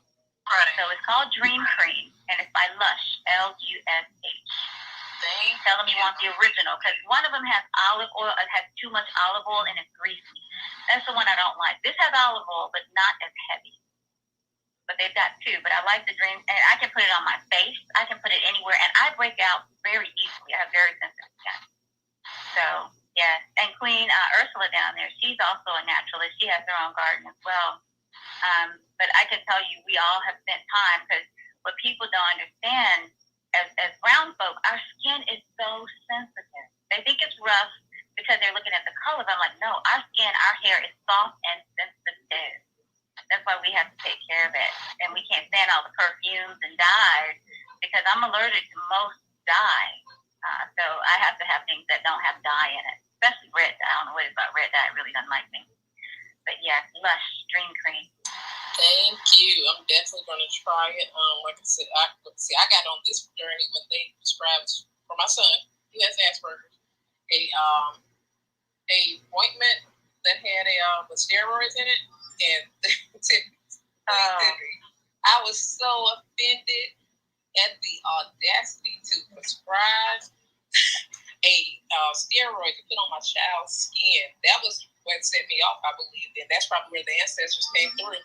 So I was like, I think not. I never put him on any type of medication for autism and stuff. And I said, why would I put a steroid on my child's skin when I see a package of chicken in these stores that brag and say no steroids are in this chicken?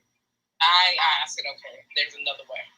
And so I'm going to look that up. And like I said, that was the beginning of my journey, being that mama bear. And the audacity for them to prescribe Big Pharma's steroids for my child's skin. Thank you for that. Yeah, Lush makes everything holistic. It's all handmade. It's low waste. They believe in recycling. It's cruelty free. It's vegetarian. I mean, I buy their bath bombs, their face products. I've tried pretty much everything, but my consistent go-to is always the Dream Cream. And I use their body washes as well because I can't just use anybody's body wash. So, yeah, I don't use all their products. I mainly stick with what works for my skin. I love their scrubs. And whenever you see me like on an Instagram video and I'm glittering, because someone asked me, like, well, why, is that a filter? I said, no, that's actually body glitter. It's a body butter made with shea butter from Lush. I buy it from Lush. So they've got different colors of body glitter that don't break me out. And it's very moisturizing. Sometimes I'll grab the wrong one and forget that's the glitter one. A body glitter? Yes, it's a body glitter. It's made with a lot of, it's like a bar. And usually it's in a heart shape or a star shape. It's a different shape. They shape everything. It's so pretty.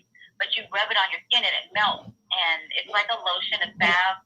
Because I went out with this guy recently. Well, not recently. About a month ago. You know, I go through them quick. I'm like, okay, this ain't gonna work out. That's a whole nother show. But he touched my arm. Right. Don't be rolling up and touching me. You don't know me like that. But anyway, he grabbed my hand and touched my arm. He's like, oh my God, your skin is so freaking soft. I've never felt skin that soft before. And as I snatched it away, I said, thank you. And he said, why is your skin that soft? And I said, well, it's probably the products that I use. I said, I'm very intentional. The products I put on my skin. Because I've gone through a situation where I was suffering from what they had deemed as lichen. It's called Lycoplasma polaris. And it's really an outbreak as a result of what's going on in the body. And it creates an eczema kind of breakout. So that's, Cleveland Clinic had to tell me what all it was because I didn't know. And it's about your immune system fighting against itself. And you have to put a stop to it. So I started using this because I was getting self-conscious. I'm like, I can't have no scars on my body. I don't even have tattoos. What's really happening? So when I found this lotion, it really saved my sanity for one, so that I could sleep at night because I would wake up in pain, like my skin was actually felt like it was peeling off my body. And so this Lush, it was a lifesaver. And when I found it, and I started using the body scrubs and the bars, and I love all their products, I really do. It's just amazing. I love the way it smells because I can't use Bath and Body Works because I think they fill the bottle full of scents and color. I can't use any of their stuff. Even though it might smell good, I can't use it. So Lush is my go-to. Did you say the Dream Queen? The Dream Cream? Dream Cream. Oh, I'm on the site now. Yes, for Dream Cream, it comes in a tub. They have a little tub and a big tub. The large tub you order from the website, it's a better value. I ordered that during the pandemic and it lasted like forever. The store only sells smaller tubs that are still 8 ounces. So I buy them 2 at a time because I always got to have it with me. And they give you free samples, and they're very, very nice people. They're like us. They're really good people. I wouldn't try their hair products. They're not necessarily geared towards our hair because it's kind of drying. So I stick with what I know with that. But their body butters and body creams are on point. and they have massage bars. I use it on my feet because I was wearing sandals. And he kept looking at my feet, and he was like, "Your feet look soft too." I was like, "You gonna touch my feet?" Did he grab your feet, girl? Yes, he did. And he's like, "Oh my God, your feet are softer than your hands. How is that possible?" I said, "Lush, I'll take you there one day, maybe." And we were at the movies, which was across the street. I said, "Let me walk you over here so you can see the store. So you can stop touching me." I don't know you like that. He said, "I like to give him a massage." Now, he did give a mean foot massage. I kind of changed my tune after he started massaging my feet. I'm like, "Oh, that feels good." But no, the devil is like, "Get away."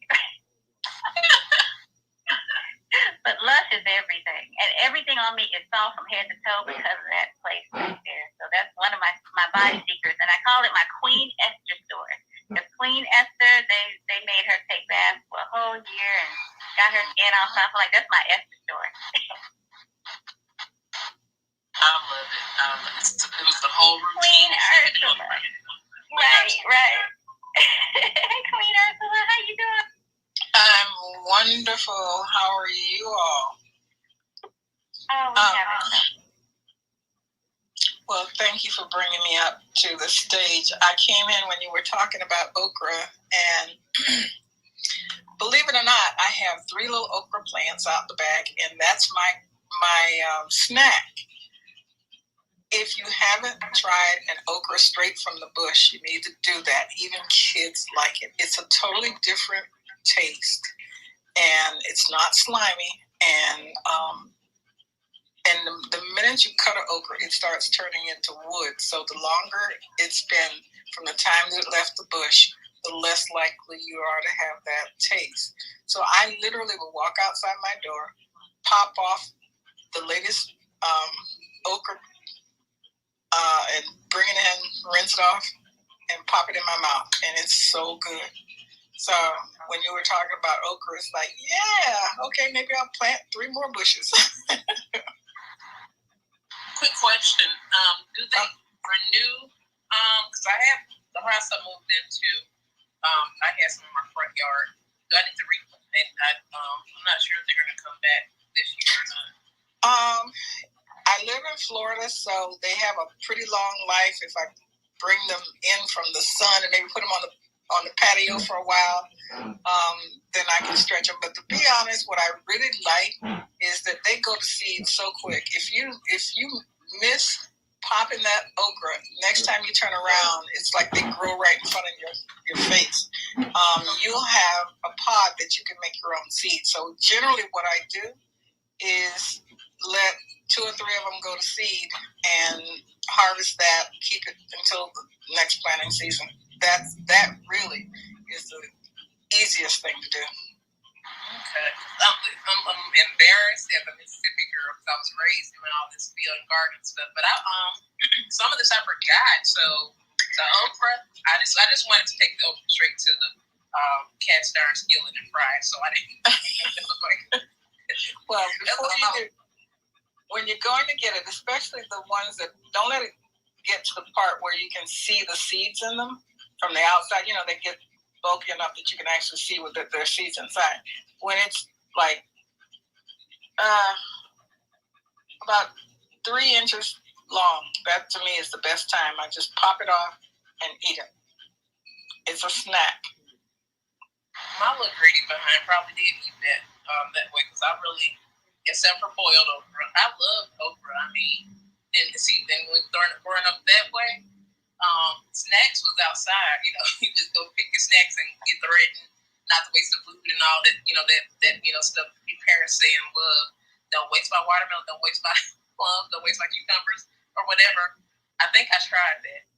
Yeah. I got threatened, but my parents never bought us snacks, but we just carefully ate. Now I have a question, Queen Ursula. I've got some jalapenos. I planted some red peppers and jalapenos, and I planted some bell peppers. But it seems like they're taking forever this year. Maybe because we've had a lot of rain. But is it wise to pick jalapenos while they're still green? Does it matter what color they are? Honestly, I'm learning about them too. I had the best crop of jalapenos this year, and I pickled them, trying to get them to taste like the ones that you you buy when you buy the chicken. I hate to say it, but yeah. And I have them in the jar, but I've not had the courage to eat them. So I don't know. I'm like, I'm scared. Yeah. And speaking of jalapeno, now this is an aside. My mother and I were out to dinner, and okay, there's a whole lot more to this that will help you understand it, which I'm not going into right now.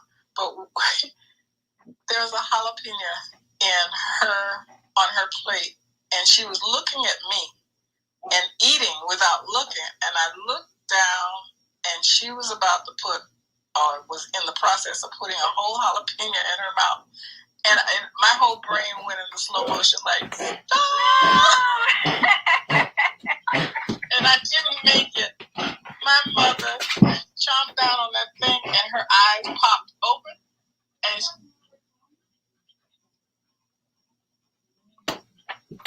oh, you went out, Queen Ursula. A cliffhanger. I know, right? Because I see it frozen like on a TV show. Oh, I've done that too, not been paying attention and ate a jalapeno. But I'm looking at the recipe for jalapeno poppers. So I think that's what I'm going to do because the harvest is coming in quick. Just out of curiosity, could you all hear me? We heard slow motion as it was headed to her mouth, and you said no, and it's like, oh, because my daughter was calling me, and I thought by ignoring her, you all could still hear me. But what I said was, okay, so I didn't make it, and she chomped down on that jalapeno, and her eyes popped open, and her whole body went into shock, and she immediately had to go to the bathroom. She couldn't even talk, and it's just amazing what your body will do and how quickly it can react to something crazy that you do. But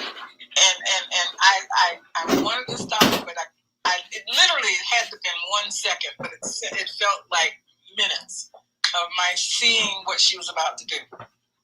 oh no! Oh yeah. And the only thing that stops it is milk, right? Isn't it milk or milk products that can stop the burning? That's what I hear. Oh, that's horrible.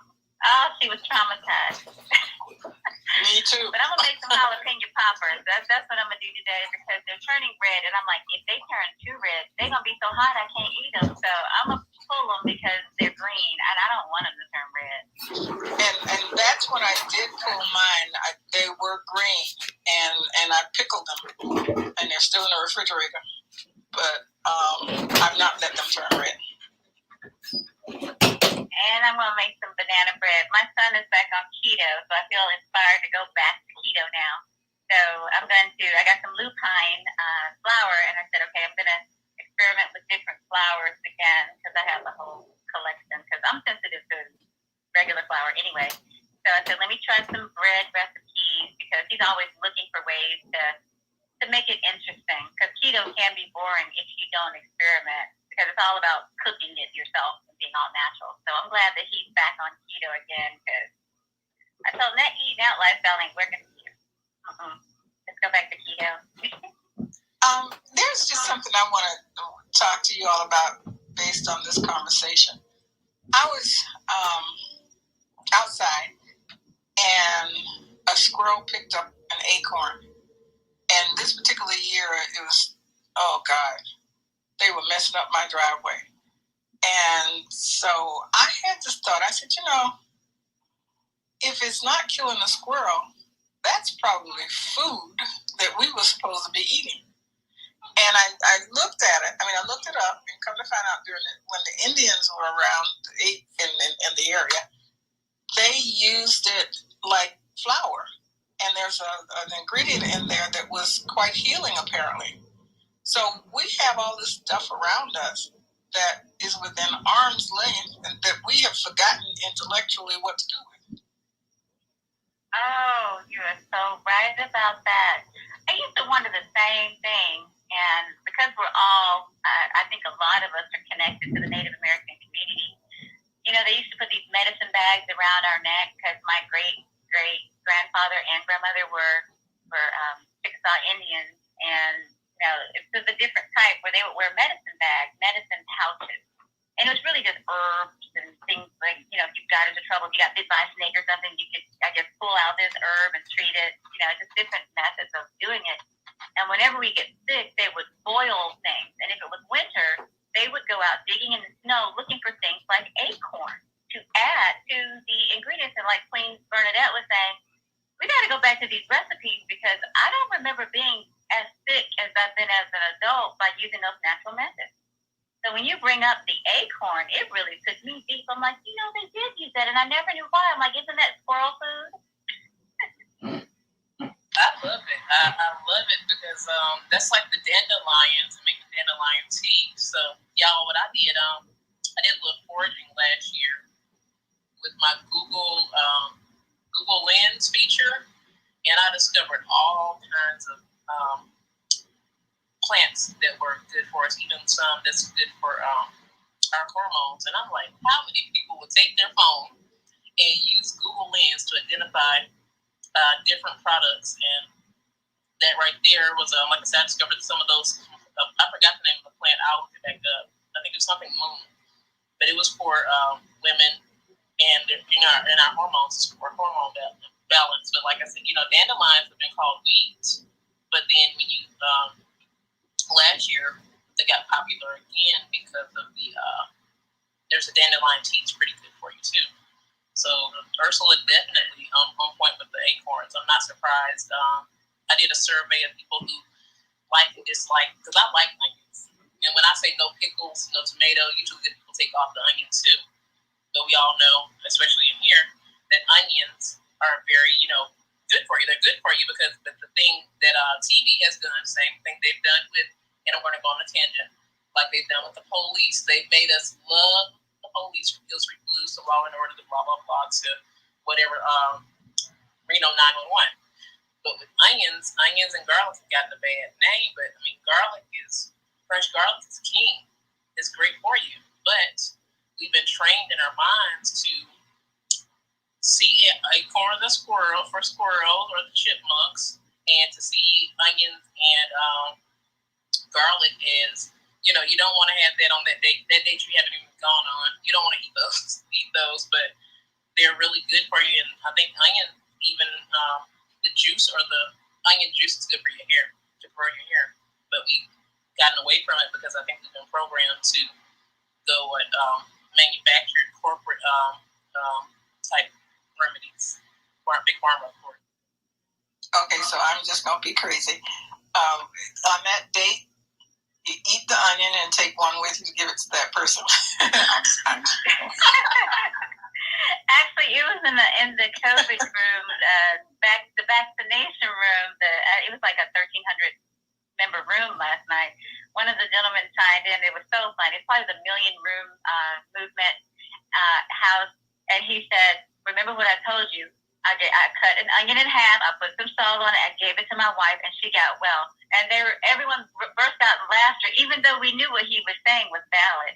He said, "I just want you all to know there's a way to find healing in the natural herbs that we have in this planet." And that was what his whole point was. But it was hilarious because the room had gotten a little heated again. And he chimed in out of the blue, and they're like, "Oh, we love it. He just came in here and made us all laugh. We appreciate that." And what you just said reminds me of, I don't know who and what. It's like sometimes people say something or you hear something that just stops you in the moment, and you don't. Who said it and when it was said, it doesn't matter.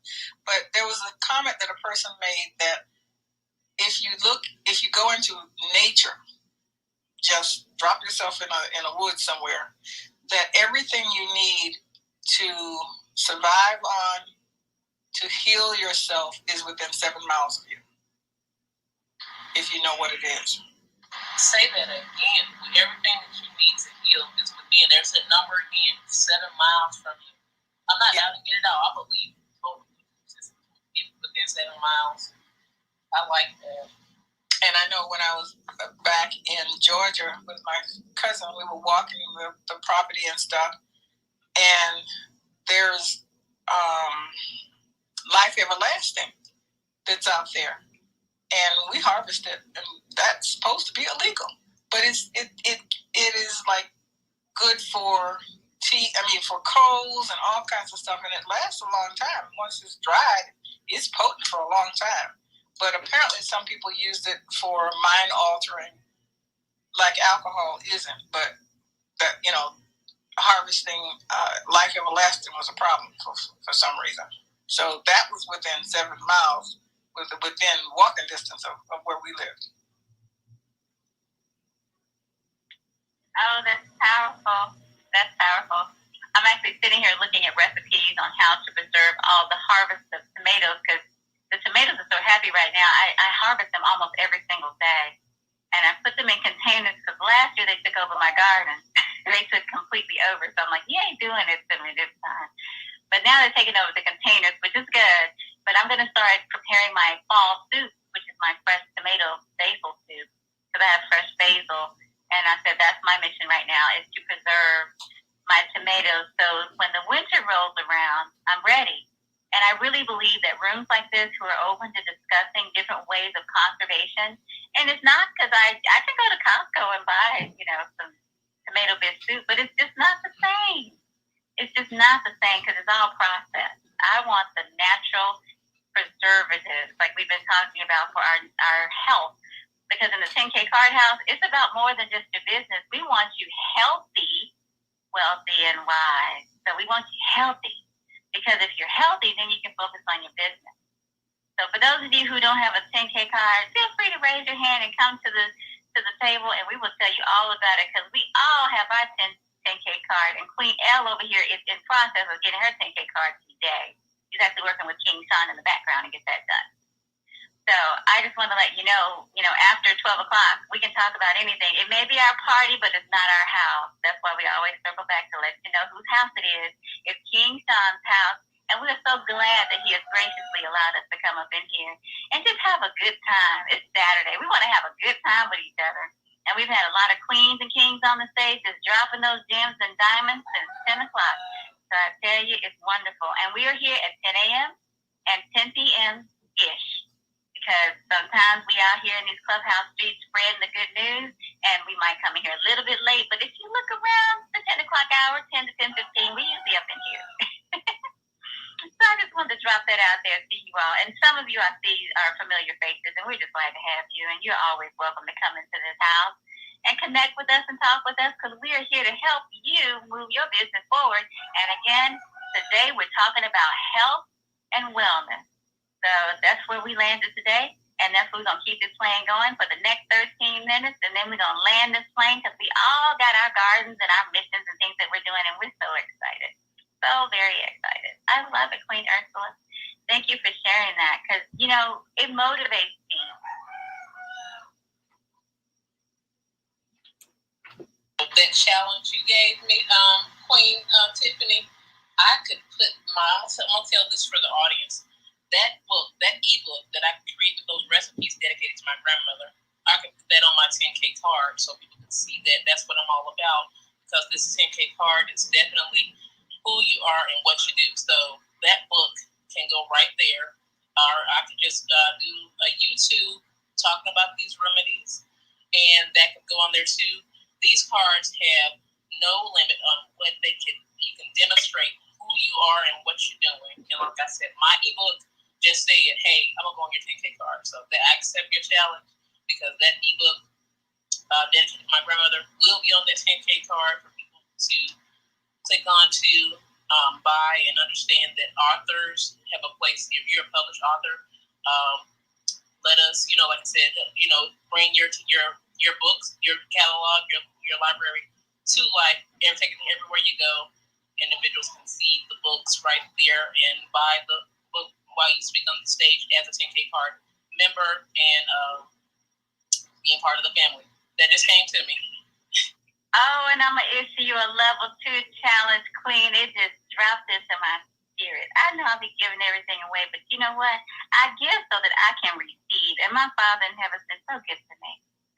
I can tell you that once you told me that, Dr. Dre, you've been talking to him about the way he can leverage his information, I challenge you to get other kings and queens to also donate or contribute, not just donate, but contribute to your book something dedicated to their forefathers, whether it be a grandmother or mother, something that's a natural remedy that worked, or a recipe.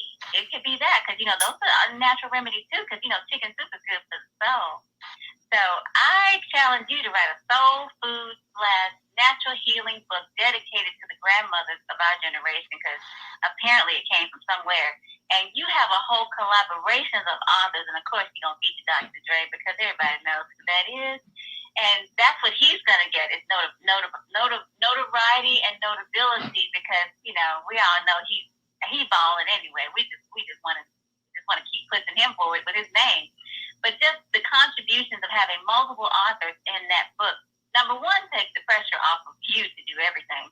And number two, it speeds up the process and leverages your ability to interview and talk to anybody in any space, because you are a powerhouse by yourself. And number three, leverage your network and your net worth by producing something that's going to give back to the community and to you as a contributing author. Oh, I can see it. It's right in front of me. It's going to be a superstar. It's going to take off. And then you can also donate a portion of the proceeds to your son, on behalf of your son, to the foundation that supports Asperger's, because I too have an adult son who's very high functioning, who also has Asperger's. So I can relate to that, Queen. 100. Oh, I love it.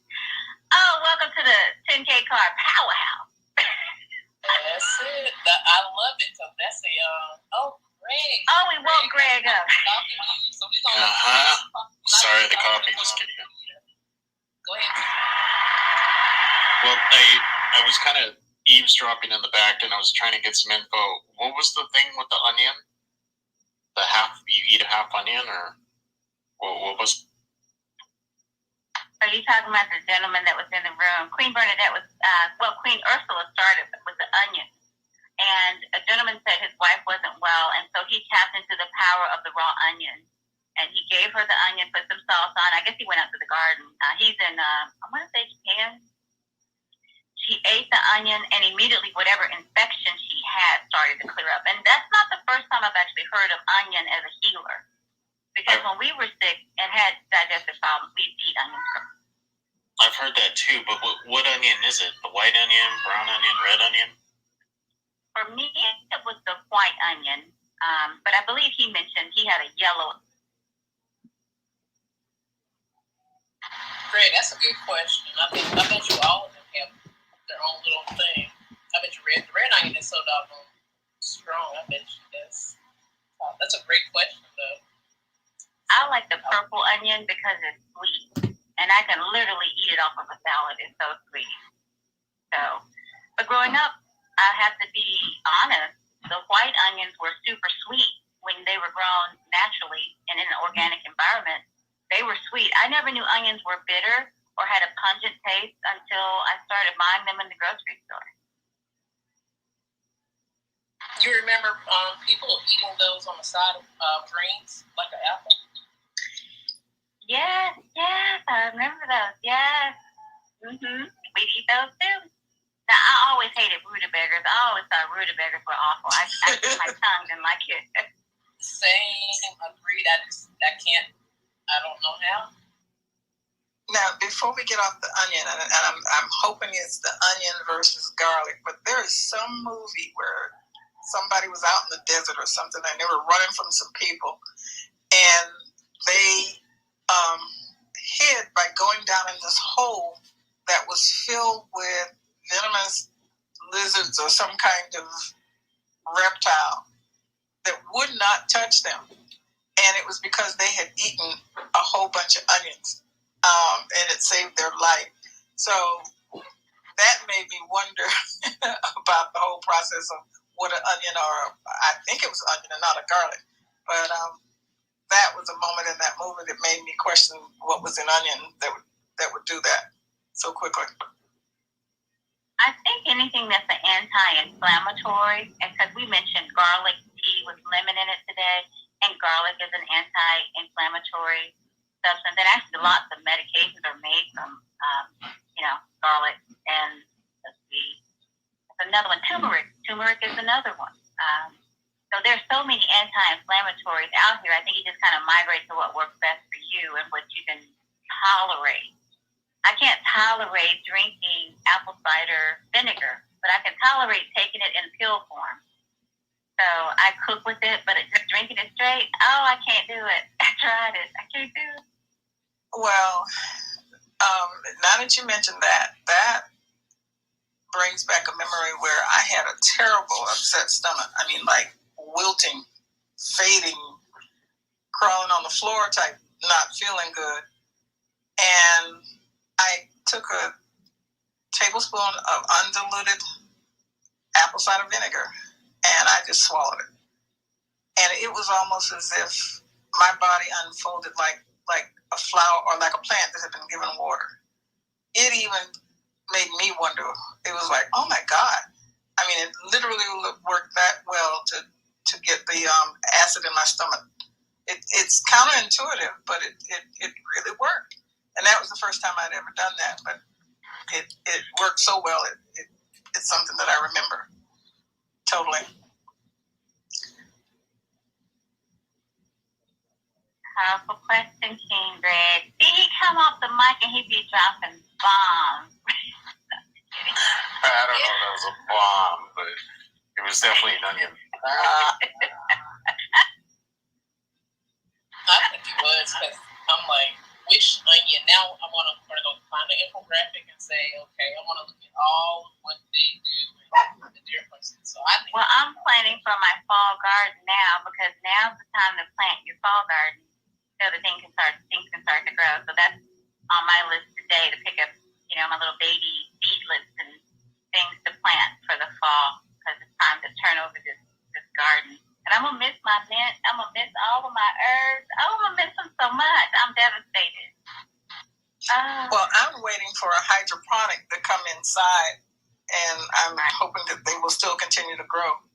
But I'm also hoping that the onion that Greg was talking about is the scallion type that you can get in the store in a bundle for $1.50. Well, I always get those and cut the top off of them and plant them. So I got those growing like nobody's business. So if they're really that good for you, I'm ready. Oh, I love it. You know what? I am going to plant my scallions because I do love those. Those are my favorites. Oh, they taste so good and everything. Thank you for that inspiration, Queen.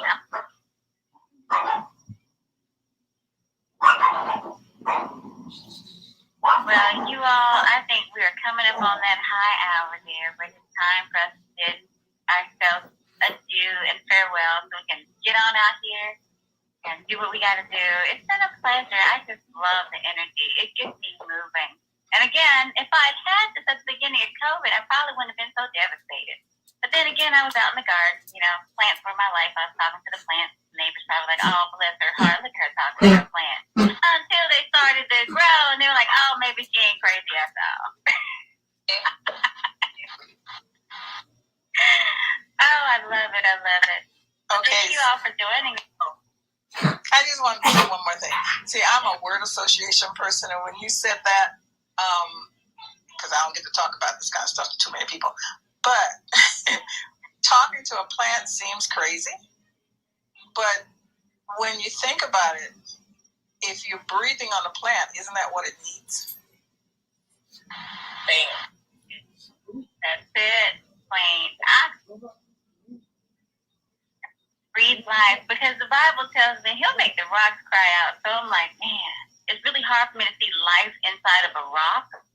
But if you look at it hard enough, I used to collect rocks as a kid because I could see the patterns in them. I'm like, how did that pattern get there? Well, said the rocks will cry out, so maybe they got feelings too. I don't know. Something to think about.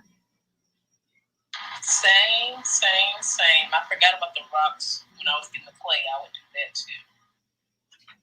Oh, yes. I love collecting rocks. Oh, Queen Kim done popped in. I got to invite her up here. I haven't seen Queen Kim in a hot double minute.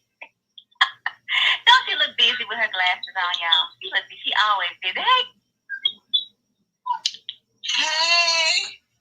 Oh, we miss you. Oh my, I feel devastated. I almost forgot you was on Clubhouse. Lord. Listen to me. I forgot I was on Clubhouse. I've been busy.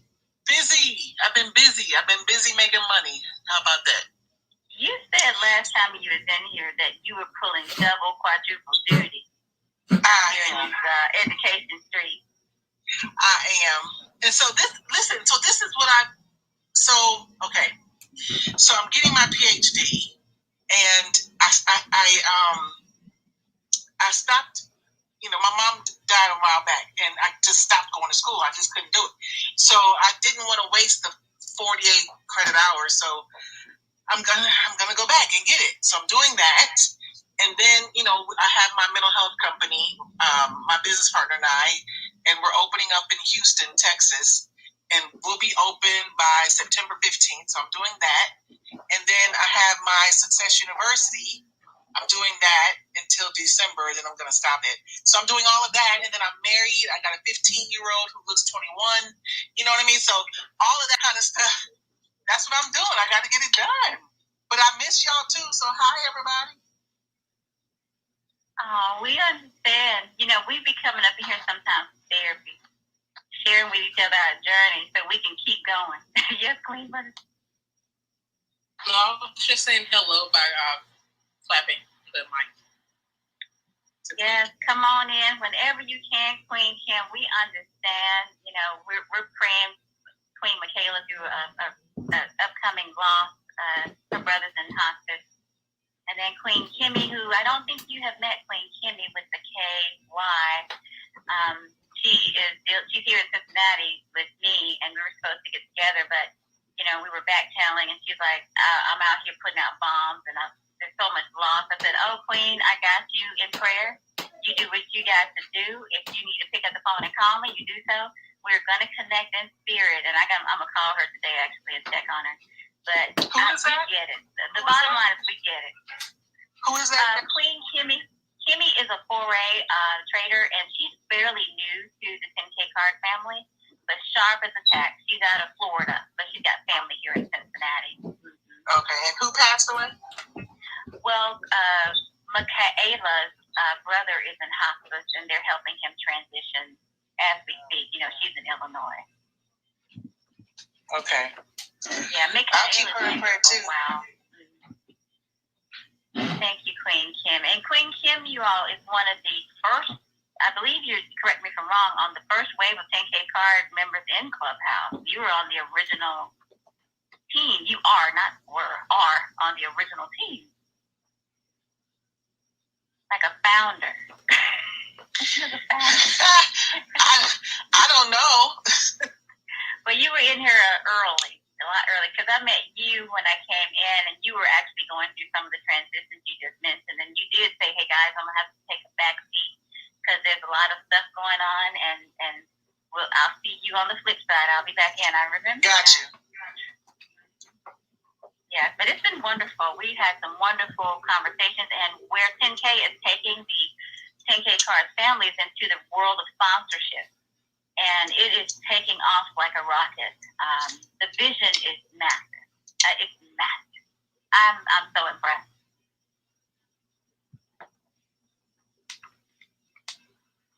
Oh, did you want to share something, Queen? You probably just clapping your mic. Our fingers get sticky, and mine gets stuck too, so I understand. But we're in collaboration with BAM.CEO, and they've got a huge powerhouse. And they've been around for a while, so I'm pretty sure you're familiar with them. Clubhouse Live in Atlanta just wrapped up a week and a half ago, I would say, or maybe 2 weekends ago. And that has been massive. The growth that has happened behind that is it's just like nothing I've ever seen. And then we've got Clubhouse Live 3.0 that's coming up I want to say that's the one in Miami. The baby one is in New York that's coming up in a month or so. But the big one in Miami is going to be in January, around the end of January. So mark it on your calendar, Queen, just so you can kind of know. I think it's January 26th. It's that weekend. I know it's my birthday weekend, 10K's birthday weekend. So it's around there. coins of the Aquarius. He's like, oh, you're full of love and sprinkles. I'm like, yes, I am. Made out of sprinkles. Until you make me mad. That's a whole nother story. They got to witness that last night. So everybody's, praying for me and seeing what the end's going to be. Oh, but I have so much fun. I just love it. So, yes, Queen, I just want to do a quick catch-up because I know that you got a lot going on. And, oh, it's so good to see you. I have missed you. It's always good to be missed, huh? Like, for real. Oh, like, for real. Like seriously. Because you wonder, do people realize when you're gone? I realized you was gone. And then I forgot. I'm like, wait, there's somebody that's missed 19 in a minute. I'm like, 10K, we got to come up with a way to track each other. I need to be tracking folks because it's COVID season. We can't be losing track of anybody up in here. Listen, the wise CEO, my cell phone number is 704-400-5850. That's my cell number. That's like the number of all numbers. That's it. I've had it for at least 15 years. So text me. Yes, ma'am. I sure will. I kid you not. I wrote it down in my planning book because that's where I put all the important information. And then it's going to transition to my phone. And then it's going to transition to your 10K card that I keep in a folder now because Queen Michaela came back from Live 2.0 with a ninja tactic to create a folder for everybody that's in the 10K card family, even though 10K is actually producing a master directory. Of course he is. Wow. Of course he is. Now he has a digital wallet that is, it's tight. So if you go to his profile, that's where you can see all of it, and go to his Instagram. That's where you can see everything that's really happening in the 10K card back office. It is like nothing I've ever seen. And if it blows my son's mind, who's in the VR gaming world, oh, that means something to me. You get his attention? Because they're on the cutting edge of everything with technology, so he was impressed. Like, oh, I'm impressed, Mom. Like, oh, really? You are? Yay. So we're headed in the right direction, and you don't want to miss this train, so definitely hop in and see what's going on here so you can see how you can leverage this, even going back to school to get your PhD and everything that you're doing in your business and consulting-wise as far as mental health, because I know you are really doing a powerful work for people out here, because that's so needed, because Queen Bernadette and I were sharing that we have, our sons have, Asperger's, and how we've had to, guide and direct. And I run into people in Clubhouse all the time who need direction because they may have these issues, and trying to help them navigate that. But I'm not a mental health specialist, so I let them know that's not my wheelhouse. But I will help you as much as I can so you're not taken advantage of.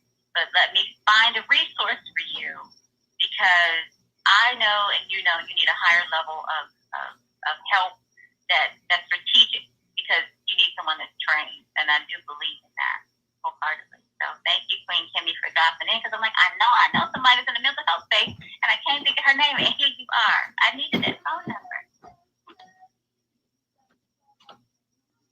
Yeah, so if you all know anybody that's licensed or has a bachelor's or a master's degree in any type of counseling, social work, anything like that, that lives in Houston, give them my number, because we're hiring there. Do you do telehealth work? Because my mother is actually a licensed social worker with so many certifications, and that is her passion. She's always worked with veterans and those who are suffering, and that has been her call in life.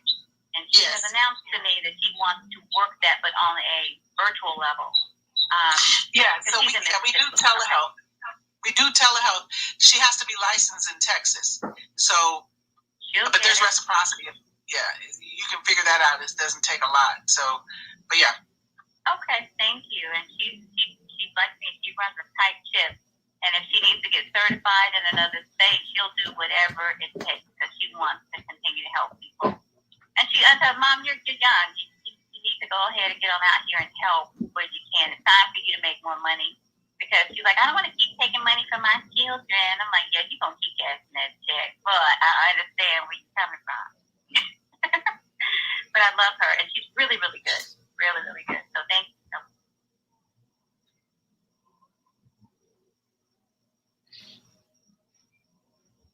Oh, I thought I was unmuted. I'm so sorry. I had a whole conversation with myself. I was saying, Queens, it's time to wrap it up. We're going to go ahead and shut the room down. But I will see you all probably tonight. Not probably. I will see you tonight because my son's not here. So see you again. So I'll be back. And I will not have a drink in my hand this time. Because I tell them, I said, I shared my full heart last night. I didn't intend, well, maybe I didn't. When you have a drink, you're more fun, young lady. Oh, he's back, y'all. The wolf is when you come with a drink in your hand, it's so much more fun. I think we should make a rule. You're not allowed in the room at night without a drink. The 10K pub. The 10K pub. Shit, they go by that right now. I think I bought 10K bars already. I already bought it. And the I already bought 10K pub. There we go. All right, I'm not gonna argue. It's in the family, so it's all good. It's like that video that was on YouTube that I mentioned, Greg. The woman whose husband was looking at her like she had lost her mind. He's like, what's going on? She's like, I'm up in the club. She's dancing during COVID. She's dancing in the car, just going in. And he was like, what is happening? He's like, I'm in the club. I'm in the club. And he's like, oh, my God. Can't say I haven't been there during lockdown.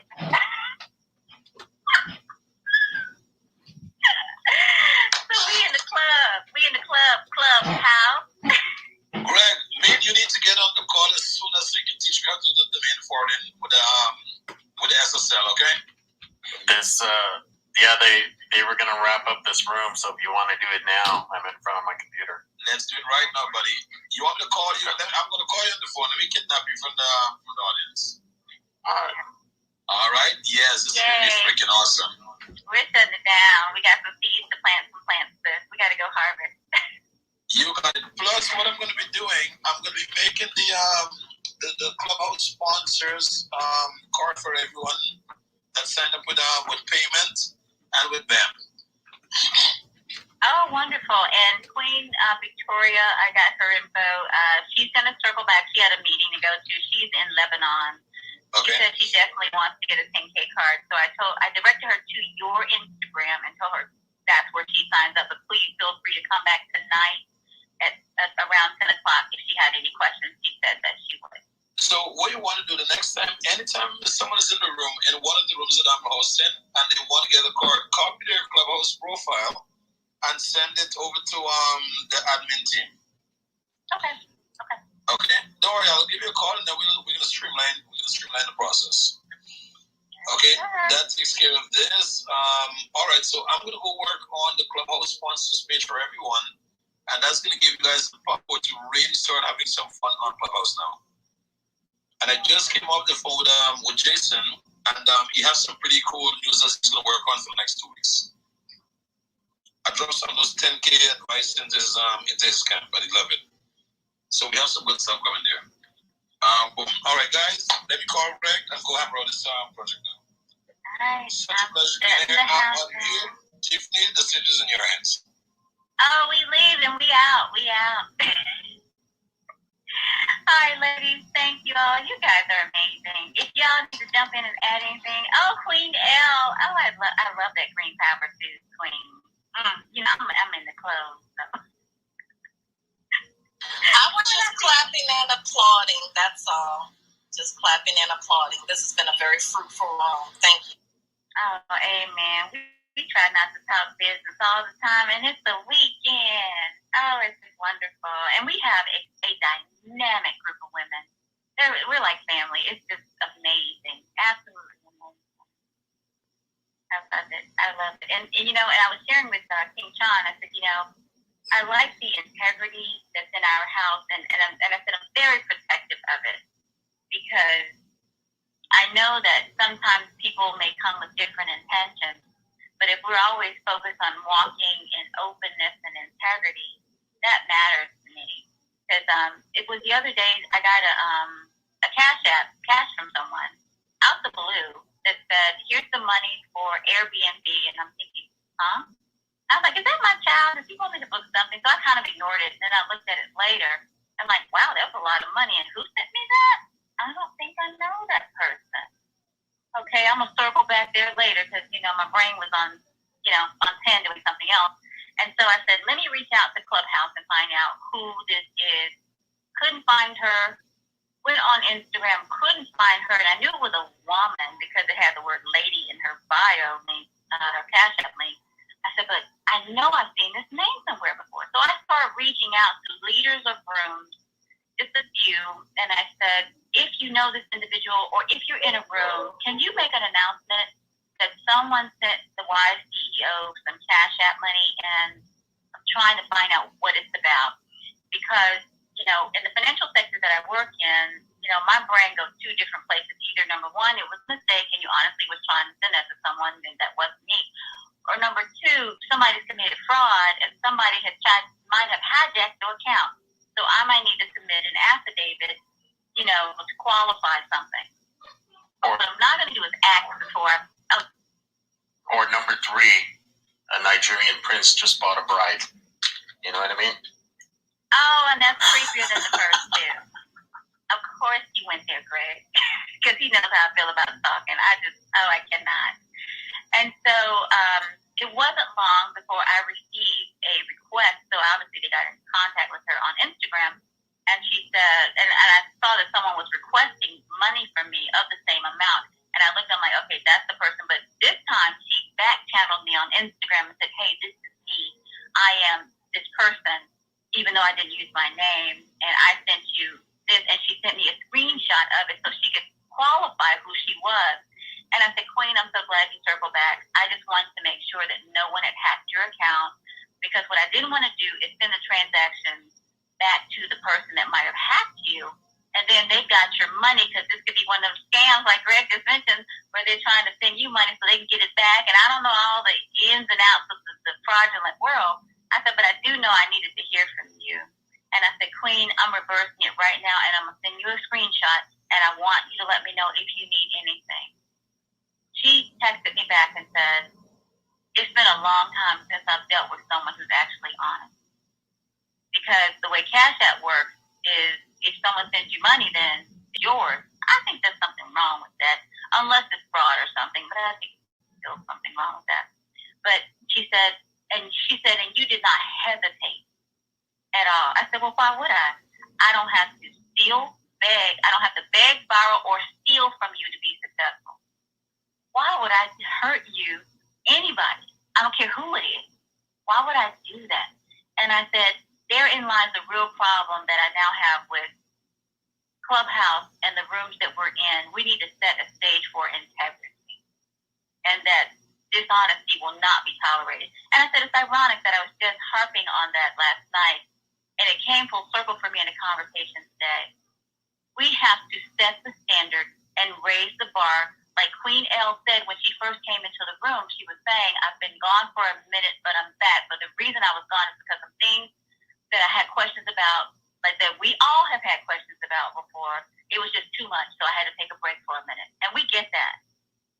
But at the same time, we've got to make sure we set the stage for integrity. And if we see somebody trying to weasel in and mess with the integrity of a house, we got to shut that down, because I will not tolerate you hurting my brothers and sisters. Because we're a family, and we look out for each other.